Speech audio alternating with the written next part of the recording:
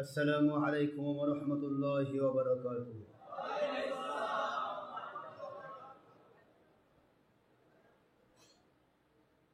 الحمد لله نحمده ونستعينه ونستغفره ونؤمن به ونتوكل عليه ونعوذ بالله من شرور أنفسنا ومن سيئات أعمالنا. من يهد الله فهو المهتد ومن يضلل فلن تجد له وليا مرشدا.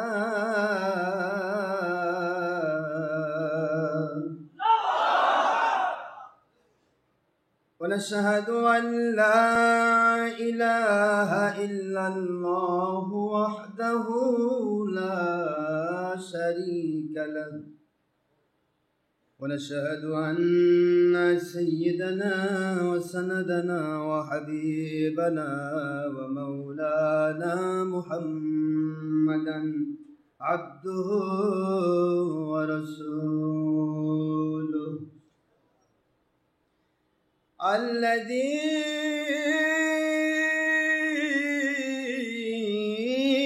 أرسله بالحق شاهدا ومبشرا ونذيرا.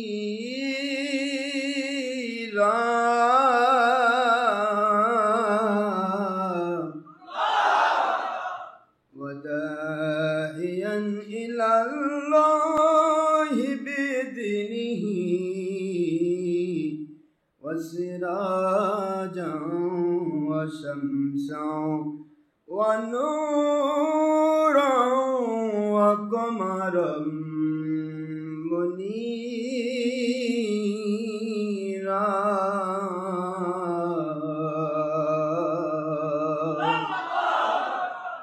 فقد قال الله تعالى في كلامه المجيد وفرقانه الحميد: أعوذ بالله من الشيطان الرجيم. بسم الله الرحمن الرحيم.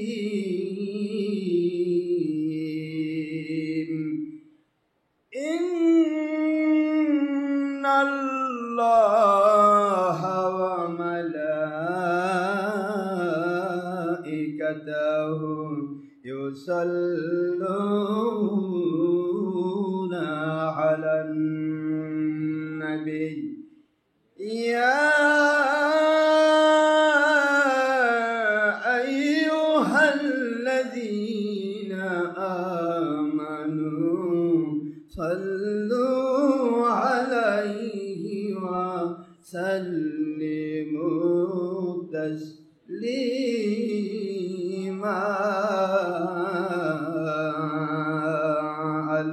اللهم صل على سيدنا مولانا وعلى آل سيدنا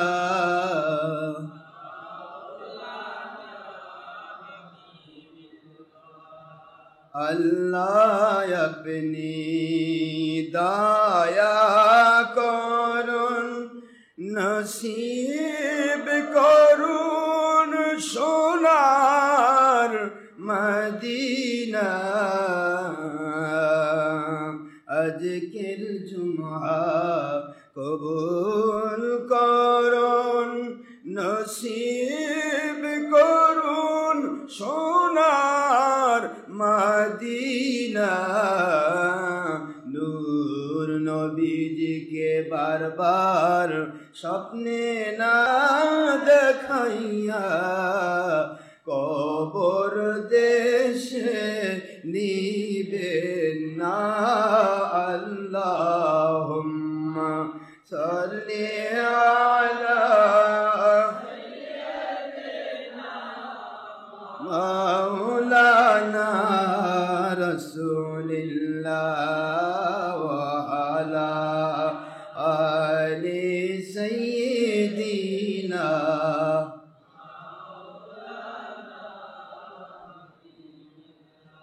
কোথায় রইলেন প্রাণের নবীজি,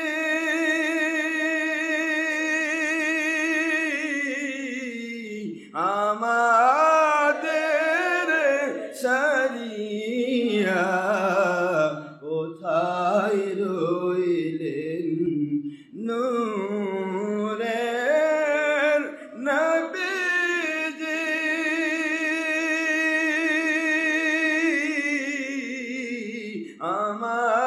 আমাদের সারিয়া আপনি ব্যতীত কি লাভ হইবে এ পাপের ধরায় বাঁচিয়া।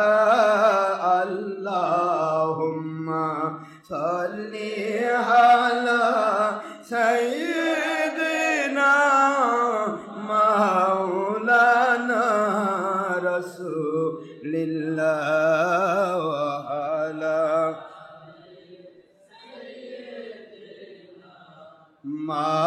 মাওলানা।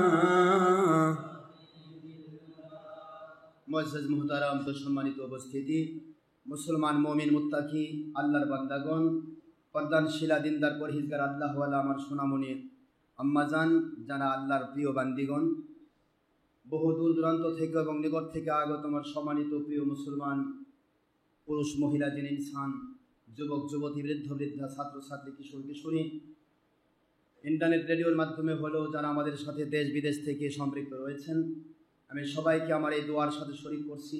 মহান আল্লাহ সবাইকে জান্নাতি মানুষ হিসেবে কবুল করুন, আমিন। মহান আল্লাহর দরবারে আমি একই দোয়া বারবার করি, আমাদের একজন ভক্ত পুরুষ মহিলা যিনি ইনসান মুসলমান মুমিনকে যেন আল্লাহ পাক ওলিয়ে কামিল মুমিনে কামিল না বানিয়ে জান্নাতি মানুষ হিসেবে কবুল না করে নবীজি পাক সাল্লাল্লাহু আলাইহি ওয়াসাল্লাম ওনাকে বারবার স্বপ্নে এবং রুহানি হালতে না দেখায় কবরে নেন না, আমিন। মহান আল্লাহ আমাদের সবাইকে আল্লাহর সন্তুষ্টির পক্ষের মুজাহিদ হিসেবে কবুল করুন। দেশ জাতি ইসলামের সামান্যতম ক্ষতি হয় এমন সব কাজ থেকে, জঙ্গিপনা, সন্ত্রাসীপনা, মানুষ খুন, বিভিন্ন রকমের কাজ থেকে, যাবতীয় হারাম কাজ থেকে, সমস্ত কোরআন সুন্নাহ বিরোধী কাজ থেকে আল্লাহ পাক আমাদের হেফাজত করুন। নামাজ, রোজা, হজ, যাকাত, ফরজিয়াত, ওয়াজিবাত, সুন্নিয়াত, নাফলিয়াত, সমস্ত আমলগুলি আল্লাহর সন্তুষ্টিপূর্ণ আমলগুলি পরিপূর্ণভাবে পালন করার তৌফিক দান করুন। যেমন ঈমান আনলে, যেমন আকীদা পোষণ করলে, যেভাবে আমল করলে, যেভাবে নামাজ, রোজা, হজ, যাকাত আদায় করলে, যেভাবে জিহাদ ফি সাবিলিল্লাহ, যেভাবে দাওয়াত ফি সাবিলিল্লাহ, যেভাবে বায়াত ফি সাবিলিল্লাহ, যেভাবে খেলাফত প্রতিষ্ঠার আপ্রাণ চেষ্টা করলে মহান আল্লাহ খুশি হয়ে দুনিয়াতে শান্তিপূর্ণ, গায়বী মদতপূর্ণ, আল্লাহর সন্তুষ্টিপূর্ণ জীবন দান করার ওয়াদা করেছেন, আখিরাতে জান্নাতুল ফেরদৌস দান করার ওয়াদা করেছেন। এমন গ্রহণযোগ্য ঈমান, আমল, আকীদার জন্য আমাদের সকলের জীবনকে আল্লাহ কবুল করুন, সবাই বলুন আমিন। নয় দলের স্বার্থ, নয় ব্যক্তির স্বার্থ, নয় কোনো দরবারের স্বার্থ, নয় দুনিয়ার কোনো কিছুর স্বার্থ, স্বার্থ একটাই হবে, কেবলমাত্র, শুধুমাত্র, একমাত্র আল্লাহ পাক রব্বুল আলামিন এবং নবীজি পাক সাল্লাল্লাহু আলাইহি ওয়াসাল্লাম ওনার পক্ষে, আল্লাহর পক্ষে, নবীজির পক্ষে সত্যিকার ইসলাম নিজে মানা, অন্যকে মানানোর প্রচেষ্টায় আল্লাহ পাক আমাদেরকে সফল কাম করুন, আমিন। শুকরগুজার হচ্ছে মালিকের দরবারে, যে মালিক, যে খালিক, যে রব অতীব দয়া পরবশ হয়ে অনেকগুলি এসি মসজিদ, হাজার হাজার এসি মসজিদ কম করে নন এসি মসজিদে এসে আমাদেরকে একত্রিত হওয়ার তৌফিক দিয়েছেন তাঁর সন্তুষ্টির জন্য। এখানে কিন্তু আমরা কারো সন্তুষ্টিকে সামনে নিয়ে আসি নাই। কার সন্তুষ্টিতে সামনে এসেছি? আল্লাহ এবং আল্লাহর রাসূল সাল্লাল্লাহু আলাইহি ওয়াসাল্লাম। আল্লাহ পাকের মহব্বত, সন্তুষ্টি, নবীজির মহব্বত, সন্তুষ্টির মধ্য দিয়ে আমাদের জীবনের সকল আমল হতে হবে। তাহলে আমাদের আমলগুলি কবুল হবে। কি হবে বলুন? কবুল হবে। এছাড়া কবুল হওয়ার সম্ভাবনা নেই। আল্লাহ এবং আল্লাহ রসুলের সন্তুষ্টি বা মহব্বতের উদ্দেশ্যে যদি আমল না হয় তাহলে সেটা হবে রিয়া। সেটা কি? সেটা মানুষ দেখানো হবে, দেশ দেখানো হবে, জাতিকে দেখানো হবে, মানুষকে দেখানো হবে, রাজাকে দেখানো হবে। এই মানুষকে দেখানো যে আমলই মনের মধ্যে আসবে, মনে রাখবেন এটা আল্লাহর জন্য নয়, এটা সম্পূর্ণ রিয়া, শিরক। আর এই শিরক কিন্তু আমরা বেশি করছি বর্তমানে। অথচ এই শিরক যারা করছে তারাই আবার আল্লাহর ওলিদের উপর মিথ্যা অবাদ দিচ্ছে যে ওলিরাই নাকি শিরক করছে। আমি আপনাদের খেদমতে আরজ করি, আপনারা বহু কষ্ট করে এসেছেন আমি জানি। আজকে তিনতলায় ছাদে পর্যন্ত জায়গা হচ্ছে না, চার সাইডে মানুষ দাঁড়িয়ে রয়েছেন, রাস্তায় মানুষকে জায়গা করে দিতে হচ্ছে। উদ্দেশ্য কি? একটি কারণেই আমরা এসেছি, যাতে করে আমরা আল্লাহ পাক এবং আল্লাহর হাবিবের মহব্বত, সন্তুষ্টি লাভ করতে পারি। এই গরমকে উপেক্ষা করে যাদেরকে আল্লাহ আসার তৌফিক দিলেন, এই মানুষগুলি কি আল্লাহ পাক জান্নাতি মানুষকে কবুল করবেন না? এটা আমি বিশ্বাস করি না। আপনি বাড়ির পাশে এসি মসজিদে গিয়ে আরামে ঘুমিয়ে ঘুমিয়ে নামাজ পড়তে পারতেন, কোনো সমস্যা ছিল না, কেউ বাধা দিত না, বরং খুশি হতো। কিন্তু যখন আপনি এখানে এসেছেন অনেক বাধা অতিক্রম করতে হয়েছে। আপনার এলাকার আলেমরা যারা বাতিল ফেরকার মৌলবী মুন্সি, তারা আপনাকে বাধা দিয়েছে। আরে মহল্লার মসজিদ বাদ দিয়ে যায় কই? কি ঠিক না? এটা বলছে আপনাদেরকে অনেক বাধা দিয়েছে।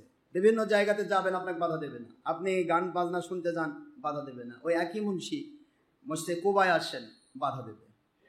কারণ এখানে আসলে যে কথাগুলি আপনি শুনবেন বা জানবেন বা বুঝবেন, সেগুলি আল্লাহ এবং নবীর সন্তুষ্টির কথা। এবং এই কথাগুলি শুনে যান, তাহলে তারা যে আল্লাহর সন্তুষ্টির বাইরে দলের স্বার্থে কাজ করছে, কোরআন সুন্নাহর বিভিন্ন উল্টাপাল্টা ব্যবস্থায় বিভিন্ন উল্টাপাল্টা কাজ করছে, হারাম হালাল উল্টাপাল্টা করছে, এগুলি আপনার কাছে ধরা পড়ে যাবে। যখন আপনার কাছে ধরা পড়ে যাবে, তখন আপনার কাছে ওই মানুষগুলি ধরা পড়বে বাতিল হিসেবে। এইটাই হলো তাদের সবচেয়ে বড় প্রাণের ভয়, যার কারণে দুনিয়ার কোনো গুনার কাজে যেতে বাধা দেয় না। দেয় কোথায় যেতে? যেখানে গেলে আল্লাহ এবং নবীর সন্তুষ্টি পাওয়া যায়। আপনারা আমার কথা কি বুঝতে পারছেন না? কষ্ট হচ্ছে? অনেক কষ্ট করে এসেছেন, এখানে আসছেন। খাবারের ব্যবস্থা আমরা করিনি। খাবারের ব্যবস্থা করা যেত, কষ্ট হতো না। কিন্তু খাবার ব্যবস্থা আমি একটা কারণে করি না, বাতিল ফেরকা যেন বলতে না পারে যে দূর দূরান্ত থেকে, সেই ময়মনসিংহ থেকে, সেই রাজশাহী থেকে, সেই পাবনা থেকে, সেই টাঙ্গাইল থেকে, বিভিন্ন ডিস্ট্রিক্ট থেকে মানুষ দৌড়ে আসে ডক্টর আশরাফ সিদ্দিকীর মসজিদে কোবাইদের সিদ্দিকিয়া দরবারে এসে কাচ্চি বেলে পোলাও খাওয়া পায়, তো যার কোনো খাওয়ার জন্য দৌড়ে আসে। এরকম চিন্তা যেন কোনো বাতিল ফেরকার মাথায় শয়তান ধোকা দিতে না পারে, এই জন্য খাবারের ব্যবস্থা আমরা করি না। যার খাওয়ার আয়োজন তিনি করবেন, নিজে নিজে দয়া করে একটু খেয়ে নেবেন। এখানে কারো কাছে আমাদের টাকা পয়সা চাওয়ারও আবেদন নেই, নিবেদন নেই, কাউকে দেওয়ার মতো কিছু নেই। একটি দেওয়ার জিনিস, আমরা ওই আল্লাহ এবং নবীর সাথে কানেকশন করে দেব যে আল্লাহ এবং নবীর কাছে দুনিয়ার সব পাওয়া যায়। ওই আল্লাহ এবং নবীর সাথে কানেকশন করায় দেব যে আল্লাহ এবং নবীর কাছে আখিরাতে জান্নাত পাওয়া যায়। এর চেয়ে বড় আর কিছু দরকার আছে?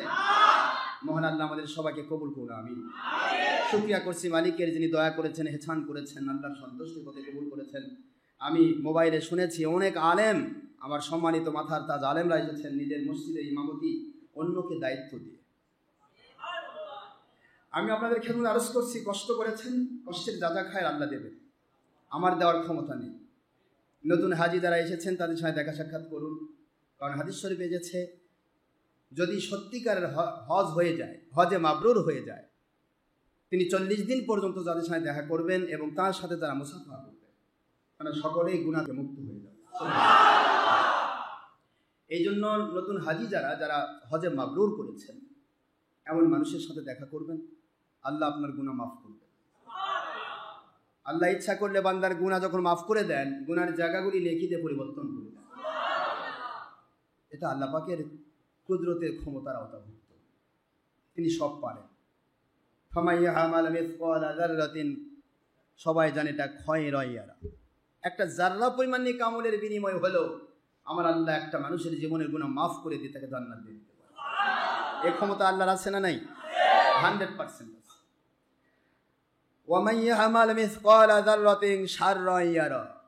ইবাদত করে এত অহংকার করা যাবে না, আমি কি ব্যাক করে ফেলেছি। হক পথ পেয়েছি বলে মনে করা যাবে না আমি একেবারে মাথায় আকাশে উঠেছি। ওলির পথ পেয়েছি বলে মনে করা যাবে না আমি দুনিয়ার শ্রেষ্ঠ ওলি পেয়েছি, আমার মতো আর কে আছে। অহংকার যদি ভিতরে বাসা বাঁধে তাহলে এই সামান্যতম অহংকারের এই গুণাটাই আপনার জীবনের সমস্ত নেক আমল বরবাদ করে দিয়ে জাহান্নামের ওসিলা হয়ে যেতে পারে। এই জন্য মুসলমান, আপনাদের পায়ে হাত দিয়ে বলছি, আল্লাহর সন্তুষ্টির জন্য কাজ করতে পারা এটা আল্লাহর দয়া, ইহসান। তাঁর দয়া ছাড়া সম্ভব নয়। এই সময় যে আল্লাহর পক্ষে, নবীজির পক্ষে এই যে সময় ব্যয় করা, অর্থ ব্যয় করা, এই যে কষ্ট করা, ঘাম ফেলে দেওয়া, এসি মসজিদ অতিক্রম করে নন এসি মসজিদে দৌড়ে আসা, এগুলি আল্লাহর দয়া ছাড়া সম্ভব নয়, কখনোই নয়। মনে রাখবেন, আল্লাহ পাকের দয়া যতক্ষণ না হয়েছে ততক্ষণ পর্যন্ত আপনি আল্লাহর পক্ষে সামান্যতম সময় ব্যয় করার কোনো ক্ষেত্রে আপনি সুযোগ পাবেন না। পাবেন, আপনি আল্লাহর নামে ব্যয় করবেন, কিন্তু হবে দলের নামে। যাবেন চিল্লার নামে, কিন্তু চিল্লা কি আল্লাহর নামে না দলের নামে? যাবেন জেহাদের নামে, জেহাদ মিসাই ওরে করছেন জিহাদ, ভিতরে মানুষের পা কেটে দিচ্ছেন, বোমা ফাটাচ্ছেন, দেশ জাতি ইসলামের ক্ষতি করছেন, হরতাল লং মার্চ করে সেটাকে ইমানি দায়িত্ব নিয়ে চালিয়ে দিয়ে মানুষকে ধ্বংস করছেন। এটা জেহাদ হবে না। জেহাদ হবে ওইটা যেটার দ্বারা আল্লাহ এবং রসুলের পক্ষে কাজ হয়, দেশ জাতি ইসলাম নিরাপদ থাকে। যেটা বলুন সুবহানাল্লাহ। যেটা হবে আল্লাহ এবং নবীর পক্ষে এটা জেহাদ, যেটা হবে দলের পক্ষে এটা জেহাদ নয়, এটা নিজের দল বাঁচানোর জেহাদ। আমি আপনাদের খেদমত আরজ করব, আমাদের কথাগুলি হবে আল্লাহর জন্য। সামনে আশুরা মিনাল মুহাররম, এই আশুরা মিনাল মুহাররমকে সামনে রেখে আপনারা এসেছেন। এটা সবচাইতে বড় একটি এটাই যে আল্লাহ পাকের পক্ষ থেকে বলা হয়েছে শাহরুল্লাহিল মুহাররম। মুহাররম হচ্ছে আল্লাহর মাস। কার মাস বলুন? আল্লাহর মাস। সবই তো আল্লাহ, কিন্তু মুহাররমকে আল্লাহর দিকে নিসবত করার উদ্দেশ্য হচ্ছে এই আশুরা মিনাল মুহাররমই আমার আল্লাহ পাক অসংখ্য নিয়ামত নাজিল করেছেন, আর এই নিয়ামতের পরিসমাপ্তি ঘটাবেন আশুরা মিনাল মুহাররম। এই মুহররমের আশুরার দিন, শুক্রবার দিন, আশুরার দিন অর্থাৎ 10ই মুহররম কিয়ামত ঘটিয়ে আল্লাহ ওয়ালাদের উপর আল্লাহ পাক ইহসান করবেন।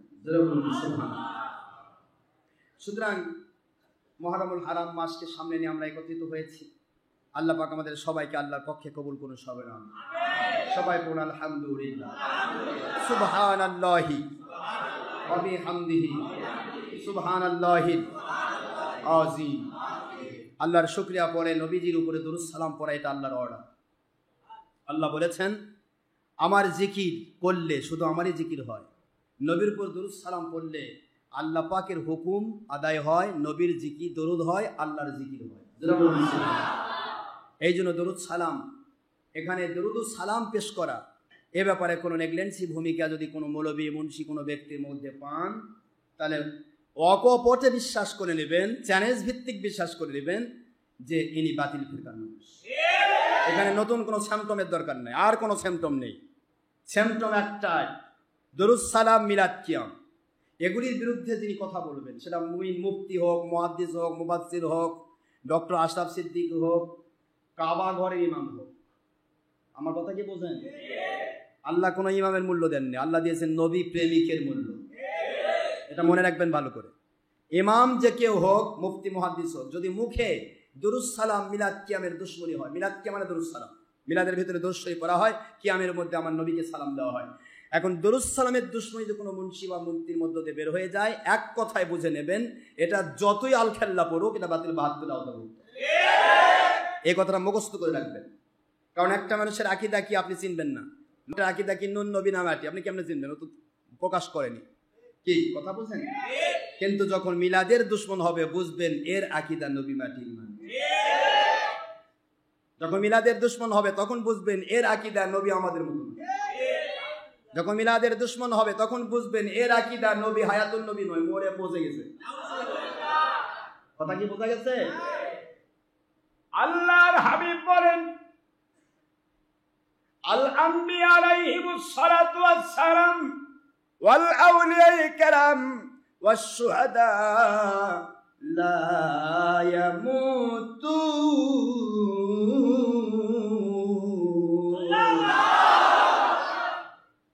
নবীজি বলেন আল্লাহর জমিনে আল্লাহর প্রেরিত সমস্ত নবী রাসূলগণ আলাইহিমুস সালাম, ওয়াল আউলিয়া কেরাম সেকেন্ড তবকা, হক্কানি আল্লাহর ওলি যারা, যাদের সাথে আল্লাহর গুড কানেকশন, যাদের সাথে নবীজির গুড কানেকশন, ওই আল্লাহর ওলিগণ, ওয়াসশুহাদা 3 নম্বর তবকা, শহীদগণ, যারা আল্লাহর জমিনে আল্লাহর সন্তুষ্টির জন্য নিজের জীবন প্রদীপটা নিভিয়ে দিয়েছেন। জিহাদ করতে গিয়ে, মানুষের ক্ষতি করতে গিয়ে নয়, মানুষের উপকার করতে গিয়ে, ইসলামের উপকার করতে গিয়ে, আমার আল্লাহর পক্ষে, নবীদের পক্ষে কাজ করতে গিয়ে, সত্য কথা বলতে গিয়ে যাদের জীবন প্রদীপটা নেভে গেল, এমন সত্যিকারের হক্কানি শহীদগণ যারা, লা ইয়ামুতুন, ওরা মরে না, ওরা মরে না।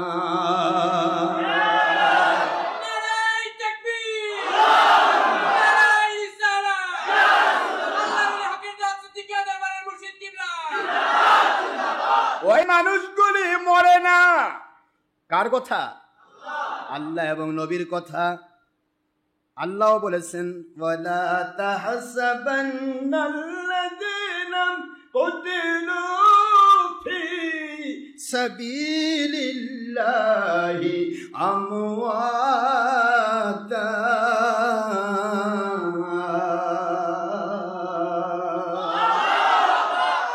মরা বলা তো দূরের কথা, মরা মানুষ বলা তো দূরের কথা, যে মানুষগুলি আল্লাহ বলেন আমার রাস্তায়, আমার নবীজির রাস্তায় যাদের জীবন প্রদীপটা নিভে গেল, ওদেরকে মরা মানুষ বলা তো দূরের কথা, মরা মানুষ বলে কখনো তোমরা ধারণা করো না।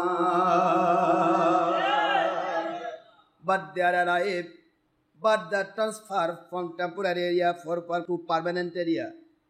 But there are bal ahya. It's ibarat of Quran. Quran শরীফের ইবারত। আল্লাহ বলেন, but there are bal ahya. বরং তারা জীবিত, বরং তারা জীবিত অবস্থায় কি করেন? ইনদা রাব্বিহিম ইউরযাকুন,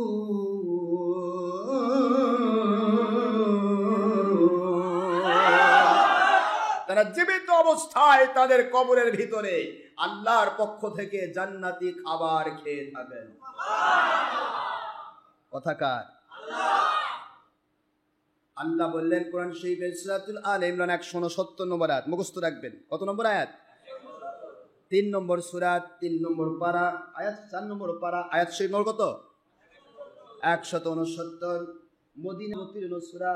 এমন কোন আয়াত আর নাই, মক্কার আয়াত যদি হতো, মদিনার কোন আয়াত দিয়ে এটাকে মানসুখ করা যেত, রহিত করা যেত, কিন্তু এমন একটি আয়াত দিয়ে হায়াতুন নবী প্রমাণ হলো, যেই আয়াতকে খণ্ডন করার আর কোন আয়াত নাজিল হয় না।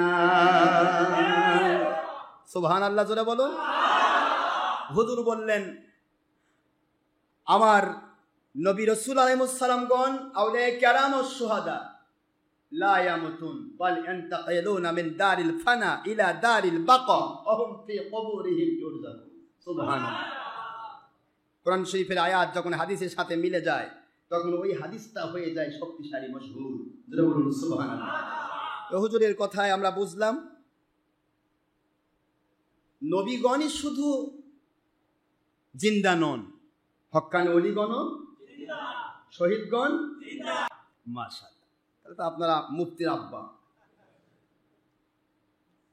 কিন্তু এখনকার মুফতিরা কি করছে? আসলাম সৌদি আরবিয়া থেকে, এই থেকে মনে করেন যে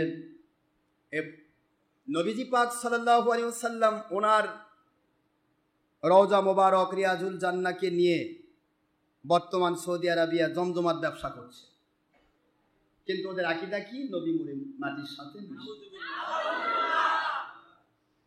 আকীদা হলো নবী মরে কি হয়েছে, কিন্তু তাকে নিয়ে কিন্তু ব্যবসা ঠিকই চলছে। 1 বছরের হজ দিয়ে সৌদি আরবের 2.5 বছরের খাদ্য উঠে যায়। 2.5 বছর পর্যন্ত বসে থেকে খাওয়া পারবে, এরকম অর্থ 1 বছর হজ দিয়ে তাদের আদায় হয়ে যায়। এরপরও তো আল্লাহ প্রদত্ত নিয়ামত রয়েছে। এক উহুদ পাহাড়ের নিচে যে স্বর্ণ আবিষ্কার করেছে বিশ্বের বড় বড় বিজ্ঞানীরা, এই স্বর্ণ যদি একাধারে 500 বৎসর ভেঙে ভেঙে খায়, সৌদি আরবের কোনো দিন কোনো কাজ করা লাগবে না। পুরা সৌদি আরবিয়া আরব লীগ 500 বৎসর চলবে শুধু উহুদ পাহাড়ের নিচের সোনাগুলি বেছে বেছে খায়। আমার নবীজি পাক সাল্লাল্লাহু আলাইহি ওয়াসাল্লাম ও সাহাবায়ে কেরাম রাদিয়াল্লাহু আনহুম কষ্ট করেছেন, আর তার রেজাল্ট তারা বুঝে খাচ্ছেন, আলহামদুলিল্লাহ। এই জন্য আমি আরব লীগের মানুষগুলিকে গালি দেই না, কারণ তারা কিছুই করুক, যা কিছু করুক, দুনিয়ার সব গুনাহ করলেও আমার নবীর কারণে বেঁচে যাবে। নবীজি পাক সাল্লাল্লাহু আলাইহি ওয়াসাল্লাম তাদেরকে রক্ষা করার জন্য এক কথায় বলেছেন, আল্লাহুম্মা গফিরলি কওমি। এগুলো করতে বিশ্ব নবী,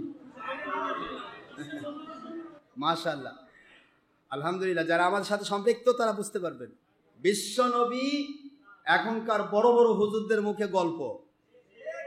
এই যে আজহারি বিশ্বনবী ছাড়া কোনো কথাই নয়, খালি কয় বিশ্বনবী কইছে, বিশ্বনবী খাইছে, বিশ্বনবী এই করছে, বিশ্বনবী সেই করছে। এটা একটা। আরেকটা হলে যে আমির হামজানা কি দেয়, এ বিশ্বনবী ছাড়া কোনো গল্প নেই।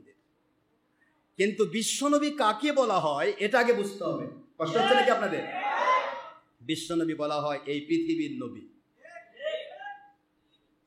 এই পৃথিবীটার জন্যই কি আমার নবী? যদি ওই মৌলবীকে জিজ্ঞাসা করা হয় বিশ্বের আরবি কি, বিশ্বের আরবিটা কি, নবী তো বিশ্বনবী বলছেন, কিন্তু আরবিটা কি, তাহলে সে কিন্তু বলবে বিশ্বের আরবি হলো আলম। বিশ্বের আরবি কি? আলম। আলম মানে কি? বিশ্ব। আলম মানে কি? আরবিতে আলম, ইংলিশে ওয়ার্ল্ড, বাংলাতে বিশ্ব। আর আমার নবী হলেন রহমাতুল আলাম না, রহমাতুল আলামিন। ওয়ামা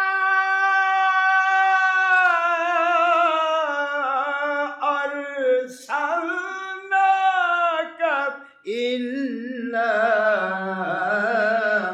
রাহমাতাল লিল রহমাতাল লিল আলামিন।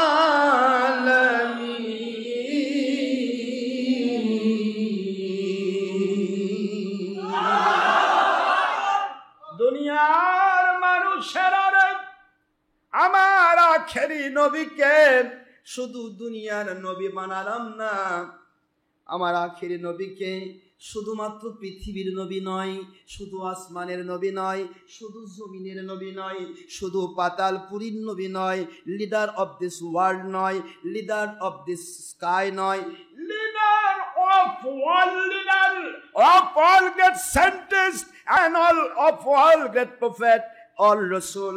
দুনিয়ার যত নবী রসুল এসেছিলেন, যত সাধকগণ এসেছিলেন, আসবেন, সমস্ত লিডারের লিডার, লিডারের লিডার, ওস্তাদের ওস্তাদ, ওস্তাদের ওস্তাদ আমার নবীকে বানায়া আসমান জমিন গ্রহ নক্ষত্র উল্কা পিন সাপত নিহারিকা সমস্ত গ্যালাক্সি, সকল লক্ষ কোটি গ্যালাক্সি, লক্ষ কোটি তারকারাজি, সমস্ত জগতের শুধু নয়, আল্লাহর জান্নাতে পৌঁছে যাওয়া পর্যন্ত সর্বক্ষেত্রে আমার নবীকে রহমাতুল লিল আলামিন নবী বানায়া পাঠালা।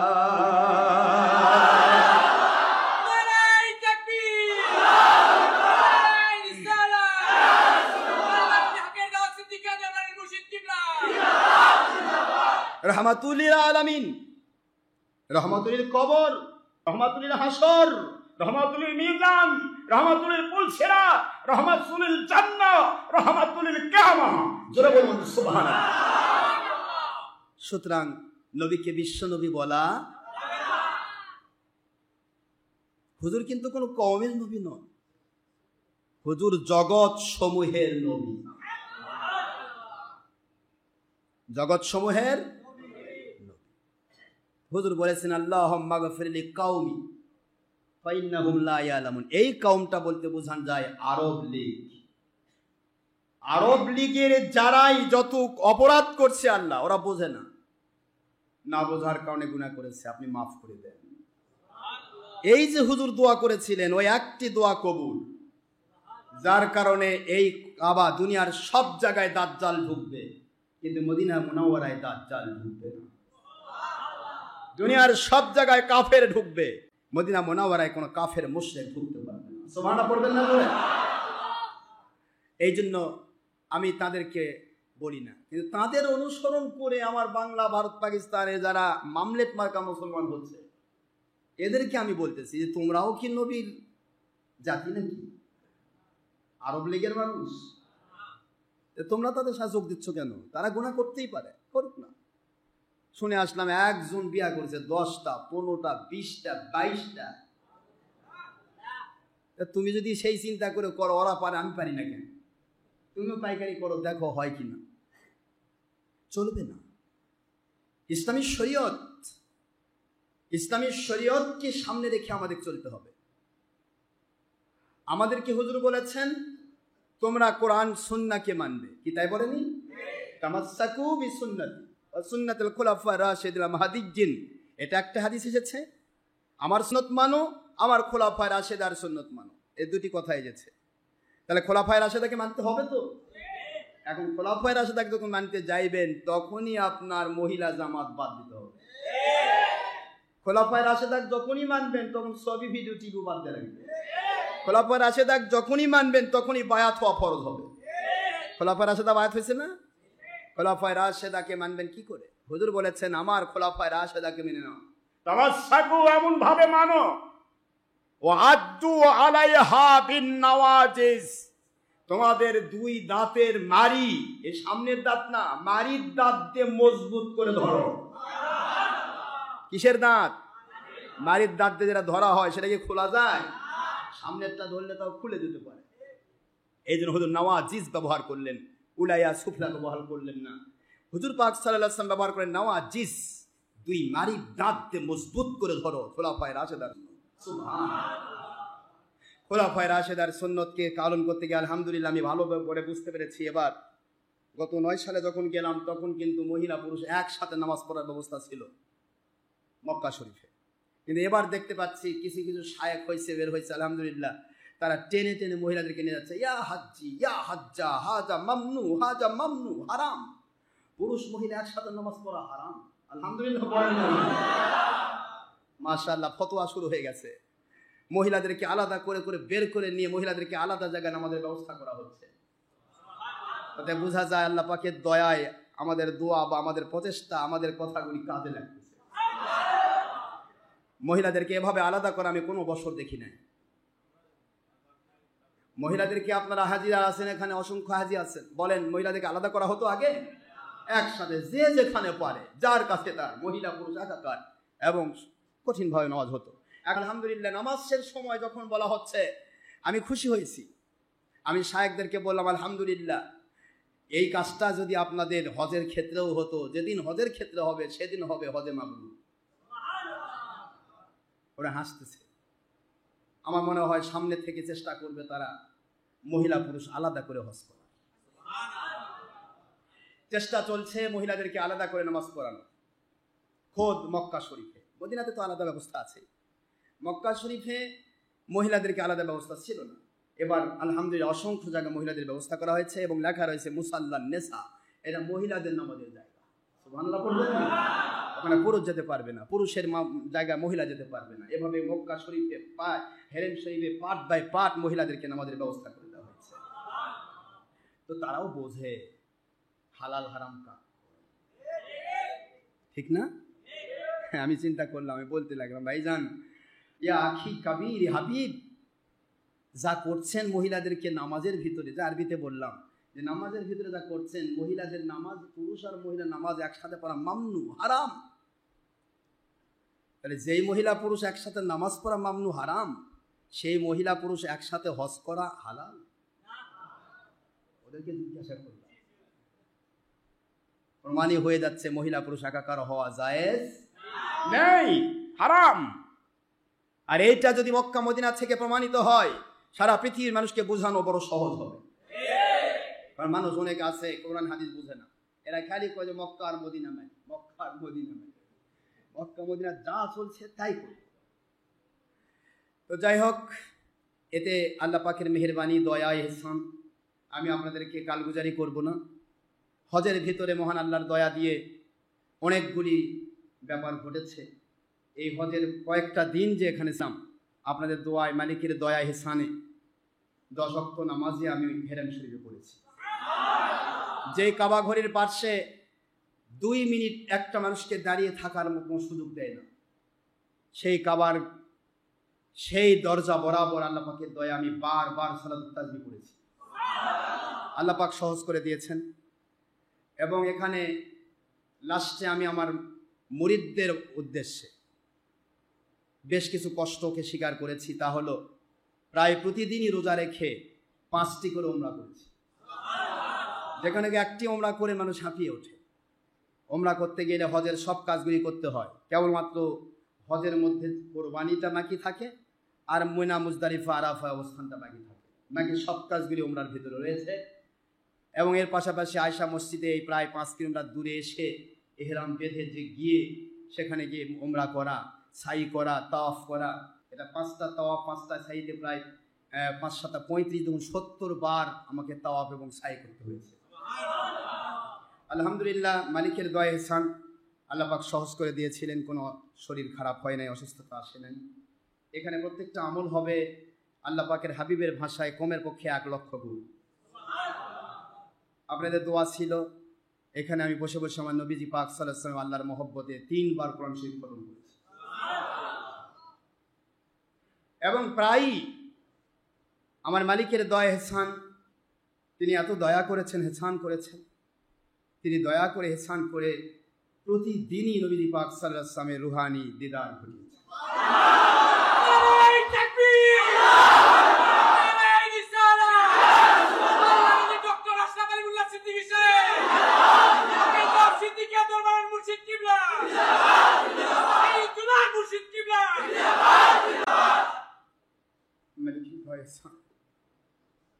যদি দয়া না করে তাহলে বান্দা কিছু করতে পারে না। তার দয়া স্থানের মানুষ চলতে পারে। একটি মাত্র জিনিসই আমাদের বুঝতে হবে, নবী পাক সাল্লাল্লাহু আলাইহি ওয়াসাল্লাম উনি মরা নন, উনি 100% জীবিত। এর মধ্যে কোনো সন্দেহের প্রকাশ নেই। যতবার হুজুর পাক সাল্লাল্লাহু আলাইহি ওয়াসাল্লাম ইন্ডিকেট করেছেন, একটি কথা বারবার শুনেছি, ইফআল কাযালিক বিল হিকমাতি ওয়াল মাউইযাতিল হাসানা ফা ইন্না নাসরাল্লাহি তাআলা ওয়া রাসূলিহি মাআক। কাজ করতে থাকো কাযালিক, যেভাবে করছো, বিল হিকমাতি ওয়াল মাউইযাতিল হাসানা, হিকমত এবং উত্তম ওয়াজের মধ্য দিয়ে মানুষের মধ্যে কাজ করো। ফা ইন্না নাসরাল্লাহ, নিশ্চয় আল্লাহ পাকের সাহায্য, আর রাসূলিহি এবং আল্লাহ হাবিবের মহব্বত, সাহায্য, মা তোমার সাথে রয়েছে।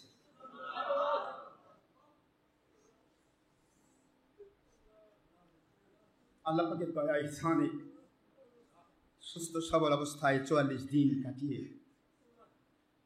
আমরা ফার্স্ট টাইম মদিনা শরীফে গিয়েছিলাম। হজ করার পরে আমি আমার ছেলেদেরকে বললাম, ওখানে আমাদের অনেক মুরিদ রয়েছে, আব্দুল কুদ্দুস, ফিরুজ, ছেলেপেলেরা সেখানে অনেক বড় র্যাঙ্কে আছে, আলহামদুলিল্লাহ। ওরা ওখানে নিজস্ব গাড়ি নিয়ে চলে। তো ওরা বললে, হুজুর কিবলা, আপনি যদি দয়া করেন, একটু ইহসান করেন, আমরা একটু মদিনা শরীফ দিই আবার না। ওরা আমার সাথে আবার উমরা করলো, পাশাপাশি মদিনা শরীফে আবার হুজুরের জিয়ারতে গেলাম।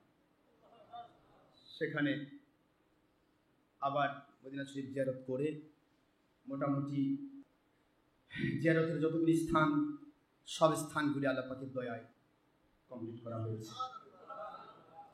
তা আমি আপনাদের খেদমতে হজের গল্প করতে চাচ্ছি না, হজের গল্প নয়। এখানে উদ্দেশ্য হচ্ছে হজের ভিতরে যে অনিয়মগুলো, ওই অনিয়মগুলো এখন মোটামুটি নিয়মের ভিতরে আসার পথে। তার মধ্যে একটা সিমটম আপনার বুঝলেন, মহিলা পুরুষ, আমি নিজে 2009 সালে তাও অপরাধ অবস্থায় নামাজে দাঁড়িয়েছি, দেখা গেল সুদানি মহিলারা, বড় বড় মহিলারা আমার সামনে এসে দাঁড়িয়ে। নামাজে সেজদা দিতে পারলাম না, দাঁড়িয়ে দাঁড়িয়ে আল্লাহ পাক রব্বুল আলামিনকে লক্ষ্য করে ইশারায় সেজদা করলাম। কিন্তু এবার আমার মালিকের দয়া ইহসান, সেদিন কষ্ট পেয়েছিলাম, মালিকের কাছে বড় কেঁদেছিলাম, আল্লাহ এটাই কি কাবা ঘরের চত্বরের নিয়ম? নিয়মে আর কতদিন থাকবে? 2009 আর 2019 মাসের 10 বছরের ব্যবধানে আমি গেলাম যখন, এবার গিয়ে দেখলাম একটি মহিলা দাওয়াপ্রত অবস্থায় নামাজে দাঁড়াতে পারবে না। সুবহানাল্লাহ বলেন। একটা মহিলা কোনো পুরুষের সামনে অথবা পুরুষের পিছনে দাঁড়াতে পারবে না। সুবহানাল্লাহ বলবেন না তো? তাহলে আল্লাহ পাকের দয়া ইহসান, ইমাম মাহদী আলাইহিস সালাম নাজিল হওয়ার একটা সময় কাল ঘনিয়ে আসার পর আমি আপনাদেরকে কালগুজারি করব না। আল্লাহর দয়া ইহসানে অনেকগুলি ঘটনা ঘটেছে যেগুলি আমি আর বলবো না। বললে অনেকে মনে করবেন জাহির হচ্ছে, বাতিল ফেরকা বলবে নিজেকে জাহির করতেছে। উদ্দেশ্য মালিকের শুকরিয়া আদায় করা। যা বান্দা পায় বা করে তা আল্লাহর দয়া দিয়ে করে, এছাড়া সম্ভব নয়। কি ঠিক না বেঠিক? আল্লাহর দয়া ছাড়া কি সম্ভব? তিনি দয়া ইহসান বান্দাকে যা করান সেটাই সম্ভব। আপনাদের দোয়াতে আমি প্রতিটা মুহূর্তই, আমাদের একটু দূরে ছিল আমাদের জায়গাটা, মিসফালা ব্রিজ পার হয়ে অনেক দূর যেতে হতো আমাদের জায়গা, যেখানে তো হেরেমের ভেতরে কিন্তু অনেক দূর। দারুল মুআল্লাদে আমাদের স্থান ছিল। এখান থেকে আমি হেরেম শরীফে যেতে প্রায় আধা ঘন্টা সময়, 20 মিনিট ভালোভাবে জোরে হাঁটলে 20 মিনিটের মধ্যে যাওয়া যায়, আর এ হলো আধা ঘন্টা। তা আমি আপনাদের দোয়ায় রোজা রেখে গিয়েছি একবারে সেই তাহাজ্জুদ থেকে হেরেমে থাকা শুরু করেছি, এশা নামাজ পড়ে 11টার দিকে বাসায় ঘরে ফিরেছি। এতে কষ্ট হয় নাই, মালিক দয়া করেছিলেন, যার কারণে সব কয়টা আমলই তাঁর দয়া ইহসানে উভয় হেরেমের শরীফাইনে একবার হেরেমের ভিতরে করা সম্ভব হয়েছে। এবং আপনাদের দোয়া ছিল, আপনারা আমার প্রিয় মানুষ, আপনাদের জন্য আমি প্রাণ খোলা দোয়া করেছি প্রত্যেকটা মতো। এবং এই ওমরাগুলি করে আমি বারবার একটি দোয়া করেছি, আল্লাহ একটি দিনের জন্য যেই মুমিন মুসলমান আমি গুনাহগারের সাথে সম্পৃক্ত হয়েছে, এদেরকে আপনি দয়া করে জান্নাতি না বানায় কবুল করুন। এদেরকে দুনিয়াতে যে বিপদে আসুক, এই বিপদগুলিতে আপনি গয়বী মদত করবেন, এটা আমার দাবি। মালিকের কাছে আমি অসংখ্য দাবি করেছি আমার মুরিদদের জন্য। আমার মুরিদদেরকে যেন আল্লাহ দুনিয়াতে গয়বী মদতের বলয়ের ভিতরে রাখে, কুল মুসলমানকে যেন আল্লাহ হেফাজত করেন, আর কিয়ামতে যেন আমি গুনাহগার যদি দয়া করে আল্লাহ জান্নাত দেন, আমার মুরিদগুলো যেন আমার সাথে জান্নাতে থাকে। এই দোয়াগুলি করা আল্লাহ পাকের কাছে আমার সবচেয়ে বড় একটা টার্গেট ছিল, যে দুনিয়াতে আমরা সবাই একই ফ্যামিলি অন্তর্ভুক্ত। আমার মুরিদদেরকে কে বাদশা আর কে ফকির আর কে বড় কে ছোট এগুলো আমি চিন্তা করি না। আমার মুরিদের আমার কাছে সব আমার দুই চোখের মতো। আমি সবাইকে জানতে ভালোবাসি। আমার নিজের অসুখ হলে, কষ্ট হলে আমার সামান্যতম কষ্ট লাগে না, কিন্তু কোনো মুরিদের ব্যাপারে শুনলে আমি সঙ্গে সঙ্গে কষ্ট পাই। অসুস্থতার কথা শুনলে বড় কষ্ট। সেখান থেকে শুনলাম আমাদের প্রিন্সিপালের ছেলে রাত ডেঙ্গু জ্বরে আক্রান্ত, সঙ্গে সঙ্গে তার পক্ষ থেকে আমি ওমরা করেছি। মালিকের কাছে দোয়া করেছি, আল্লাহ পাক যদি হায়াত নাও থাকে, আপনার দয়া দিয়ে তাকে নতুন করে হায়াত দেন। মালিকের কাছে দোয়া করার কোনো লিমিটেশন নেই। আল্লাহর হাবিব বলেছেন, লা ইয়ারুদ্দু তাকদীরু ইল্লা বিদুআ। বান্দা এমন সময় দোয়া করে যে দোয়ার মাধ্যমে আল্লাহ পাক তাকদীর পর্যন্ত পরিবর্তন করে। সুতরাং দোয়ার কোনো লিমিটেশন নেই, দোয়া করা যেতে পারে। আল্লাহ পাকের খাস মেহেরবানি, মাত্র 2 দিনের ভিতরে খবর পেলাম রাত সুস্থ হয়ে গেছে। আমি আপনাদের খেদমতে কষ্ট দিতে চাই না। আজকে অনেকে কষ্টে আছেন, রোদের ভিতরে বসেছেন, ছাদের উপর বসেছেন, বাহিরে রাস্তায় বসেছেন। আমি আপনাদেরকে ওয়াজ শুনিয়ে আজকে কষ্ট দেব না, আমি তাড়াতাড়ি বিদায় করব। তবে একটি কথা অনুরোধ করব, সামনে আশুরা মিনাল মুহাররম। আশুরার দিন হচ্ছে আগামী মঙ্গলবার দিন। কোন দিন বলুন? এক কথা, যেটা সরকারি ছুটির দিন সেটা আশুরার দিন, আর আগের রাতটা হচ্ছে আশুরার রাত। তো ইয়াউমে আরাফা, ইয়াউমে আশুরা, এটা দিন কেন্দ্রিক ফজিলতপূর্ণ, রাতের সাথে সম্পৃক্ত নয়। যার কারণে আশুরা উপলক্ষে আমরা এখানে সারা রাত আয়োজন করি না। আশুরা উপলক্ষে আমরা এখানে মিলাদ মাহফিলের আয়োজন করি। এশা নামাজের পরে মিলাদ মাহফিল হবে এবং তারপরে কিছু আল্লাহ পাক দয়া করলে তবরক বন্টন করে বিদায় করা হবে। যাদের পক্ষে সম্ভব আসার চেষ্টা করবেন। সোমবার দিনগত রাত, সোমবার দিনগত রাত, এটা আশুরার রাত। এখন আমরা এখানে আজকে যে কথাগুলো আমি বলছি, আশুরা উপলক্ষে কিছু কথা বলা জরুরি। কি বলবো না লিখে দেব? আশুরা উপলক্ষে কিছু কথা বলা জরুরি। আশুরা সম্পর্কে অনেকে ভাবে যে আশুরার দিন ইমাম হাসান হোসেন শহীদ হয়েছেন, এটাই মনে হয় শেষ কথা। না, আশুরার দিন সর্বপ্রথম পৃথিবীতে রহমতের বৃষ্টি নাজিল হয়েছে। আশুরার দিন সর্বপ্রথম পৃথিবীতে রহমত নাজিল হয়েছে। রহমাতুল আলামিন হুজুর পাক সাল্লাল্লাহু আলাইহি সাল্লাম, ওনাকে আল্লাহ পাক এবং অসংখ্য নবী রাসূল আলাইহিস সালামকে আল্লাহ পাক অসংখ্য নিয়ামত দিয়ে ভরপুর করেছেন আশুরার দিনে। অনেক ঘটনা রয়েছে, এগুলি নিয়ে ঘটনা বলার সময় এখন নয়। আশুরার দিনে ইব্রাহিম খলিলুল্লাহ আলাইহিস সালাতু ওয়াস সালাম মিস্টার নমরুদ কুণ্ড থেকে তিনি নাজাত পেয়েছেন। আপনারা সবাই জানেন মুসা আলাইহিস সালাম আর ফেরাউনের মধ্যে বিশাল বড় বাহাস হয়েছিল। এই বাহাসে মুসা আলাইহিস সালাতু ওয়াস সালামের একটি লাঠি নামক সাপ দিয়ে ফেরাউনের লক্ষ লক্ষ সাপ বাহিনী জাদুকরকে আল্লাহ পাক সেজদায় পতিত করিয়েছিলেন। সুবহানাল্লাহ। সব ছিল আশুরার দিন। ইউনূস আলাইহিস সালাতু ওয়াস সালাম মাছের জগতে রহমত দেওয়ার জন্য নাজিল হয়েছিলেন মাছের জগতে 40 দিন। এই দিন পর যেদিন তিনি নাজাত পেয়েছেন আল্লাহর জমিনে, সেটা ছিল আশুরার দিন। জাকারিয়া আলাইহিস সালাতু ওয়াস সালাম তাঁর শহীদের দিন ছিল আশুরার দিন। এমনি করে অসংখ্য নবী রাসূল আলাইহিস সালাম তাদের ঘটনা ঘটেছে আশুরার দিনে। বিশেষত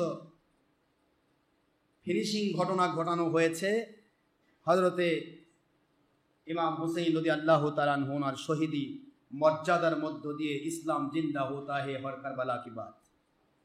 সারা পৃথিবীর মানুষকে শিক্ষা দেওয়া হয়েছে আশুরার দিন হযরত ইমাম হুসাইন রাদিয়াল্লাহু তাআলা তাঁর দল বল সহ শহীদ হওয়ার মধ্য দিয়ে সত্যিকারের খাঁটি ইসলাম এজিদি ইসলামের উপরে জিন্দা হয়েছে। সুবহানাল্লাহ বলুন। এজিদি ইসলাম, ইবনে জিয়াদের ইসলাম, সেই ইসলাম আর আমার নবীজির ইসলামের মধ্যে পার্থক্য আছে না নাই? আজকের যুগেও পাবেন। আজকের যুগে এজিদি মুসলমান যারা, তারা নবীজির দুশমনী করবে। নবী পাক সাল্লাল্লাহু আলাইহি ওয়াসাল্লামকে আমাদের মতো বলতে বলতে মুখ দিয়ে ফেনা তুলবে। আনা বাশারুম মিসলুকুম আয়াত প্রতিদিন বলবে, কিন্তু মুখ দিয়ে একটা দিন বুখারীর ওই হাদিস বের হবে না, লাস্তু কাহাদিম মিনকুম, আমি তোমাদের কারো মতো নই, নবীজি বলেছেন। ও কথা বলবেন, সুবহানাল্লাহ পড়বেন না জোরে? একদিনও কোরআন শরীফে ওই আয়াত তার মুখ দিয়ে বের হবে না। ইয়া নিসা আন-নবী লাস্তুন্না কাহাদি মিনান নিসা, সূরাতুল আহজাবের 32 নম্বর আয়াত, 33 নম্বর সূরা। এই আয়াত শরীফ 22 পারার ফার্স্ট পেজে এই আয়াত তার মুখ দিয়ে বের হবে না, কারণ এটা মদিনার আয়াত। হে আমার নবীর স্ত্রীগণ, আপনারা দুনিয়ার কোনো উম্মতের মতো নন, কোনো মহিলার মতো নন। সুবহানাল্লাহ জোরে বলুন। তারা শুধু একটি কথা বলবে, হে মক্কার আয়াত, আনা বাশারুম মিসলুকুম, এই তো আল্লাহ বলেছেন নবী তোমাদের মতো মানুষ। কিন্তু সেই আয়াতের বিপরীত অর্থে যে অসংখ্য আয়াত এসেছে, মাদানী আয়াত দিয়ে মদিনা মক্কার আয়াতের হুকুম বাতিল হয়, এই কথাগুলো জানার পরেও তারা মানুষের কাছে বলে না, কারণ তারা এজিদি ইসলাম চালাচ্ছেন। কথাগুলি মনে রাখবেন ভালো করে ভাইরা আমার। আমি নিজে দেখে এসেছি, মক্কা শরীফে কোরআন শরীফ পড়লাম, মদিনা শরীফে অসংখ্য কোরআন আছে। খাদেমুল হারামাইন তিনি কোরআন শরীফ বের করে দিয়েছেন। একটা কোরআনে কোন সূরা মক্কি কোন সূরা মাদানী লেখা হয়নি, কারণ তারা ভালো করে জানেন মাদানী সূরা দিয়ে তো মাক্কি আয়াতের হুকুম বাতিল হয়। সুতরাং মানুষ যেন বুঝতে না পারে মাদানী কোনটা আর মক্কি কোনটা। চলছে মানুষের ঈমান ধ্বংস করার জন্য হাজার রকমের প্রক্রিয়া। তারপরেও মহান আল্লাহর দয়ায় সানে কিয়ামত পর্যন্ত হুসাইনি ইসলাম জিন্দা থাকবে। ঠিক না বা ঠিক জোরে বলুন? থাকবে না? থাকবে না? গ্রামের একটা অজপাড়া গায়ের একটা মানুষ জীবনে মাদ্রাসা স্কুল কলেজে বারান্দা চোখে দেখেনি, তার কাছেও যদি কেউ বলে, একটা মুফতি আসেও বলে নবী আমাদের মতো মানুষ, ওই কত ঝাঁটা মারবে। কথা ঠিক না বা ঠিক? কে রে তুই কি পড়া পড়লি রে? হ্যাঁ, আমার নবী কার মতো হতে পারে? এটা একটা গজপাড়া গায়ের মূর্খও বলবে। কিন্তু এরা নিজেরা বলতে ভয় পায় না, কারণ এরা জ্ঞান পাপী। জ্ঞানকে যারা পাপের কাজে ব্যবহার করে তাদেরকে জ্ঞান পাপী বলা হয়। আর জ্ঞান অর্জন না করেও যারা জ্ঞানী হয় তারা হয় আল্লাহ প্রদত্ত মহাজ্ঞানী। আর জ্ঞান অর্জন করে যারা জ্ঞানী হয় তারা হয় আল্লাহ প্রদত্ত মহাজ্ঞানীর জ্ঞানী। তারা হয়ে যায় দুনিয়াতে অনেক তাপস্বীর মানুষ। যেটা বলুন সুবহানাল্লাহ। আমি আপনাদেরকে কষ্ট দিতে চাই না। আল্লাহর হাবিব সাইয়্যিদুল মুরসালিন, আখেরি নবী, দু জাহানের বাদশা সাইয়্যিদুল মুরসালিন মুহাম্মদুর রাসূলুল্লাহ সাল্লাল্লাহু আলাইহি ওয়াসাল্লাম পাক জবান মুবারকের ইরশাদ মুবারক করেন, এক কথায় বলে দেই, মা ওয়াসা আলা ইয়ালিহি ফিন নাফাকাতি ইয়াউমি আশুরা ওয়াসা আল্লাহু তাবারাকা ওয়া তাআলা সাইরা সানাতিহি।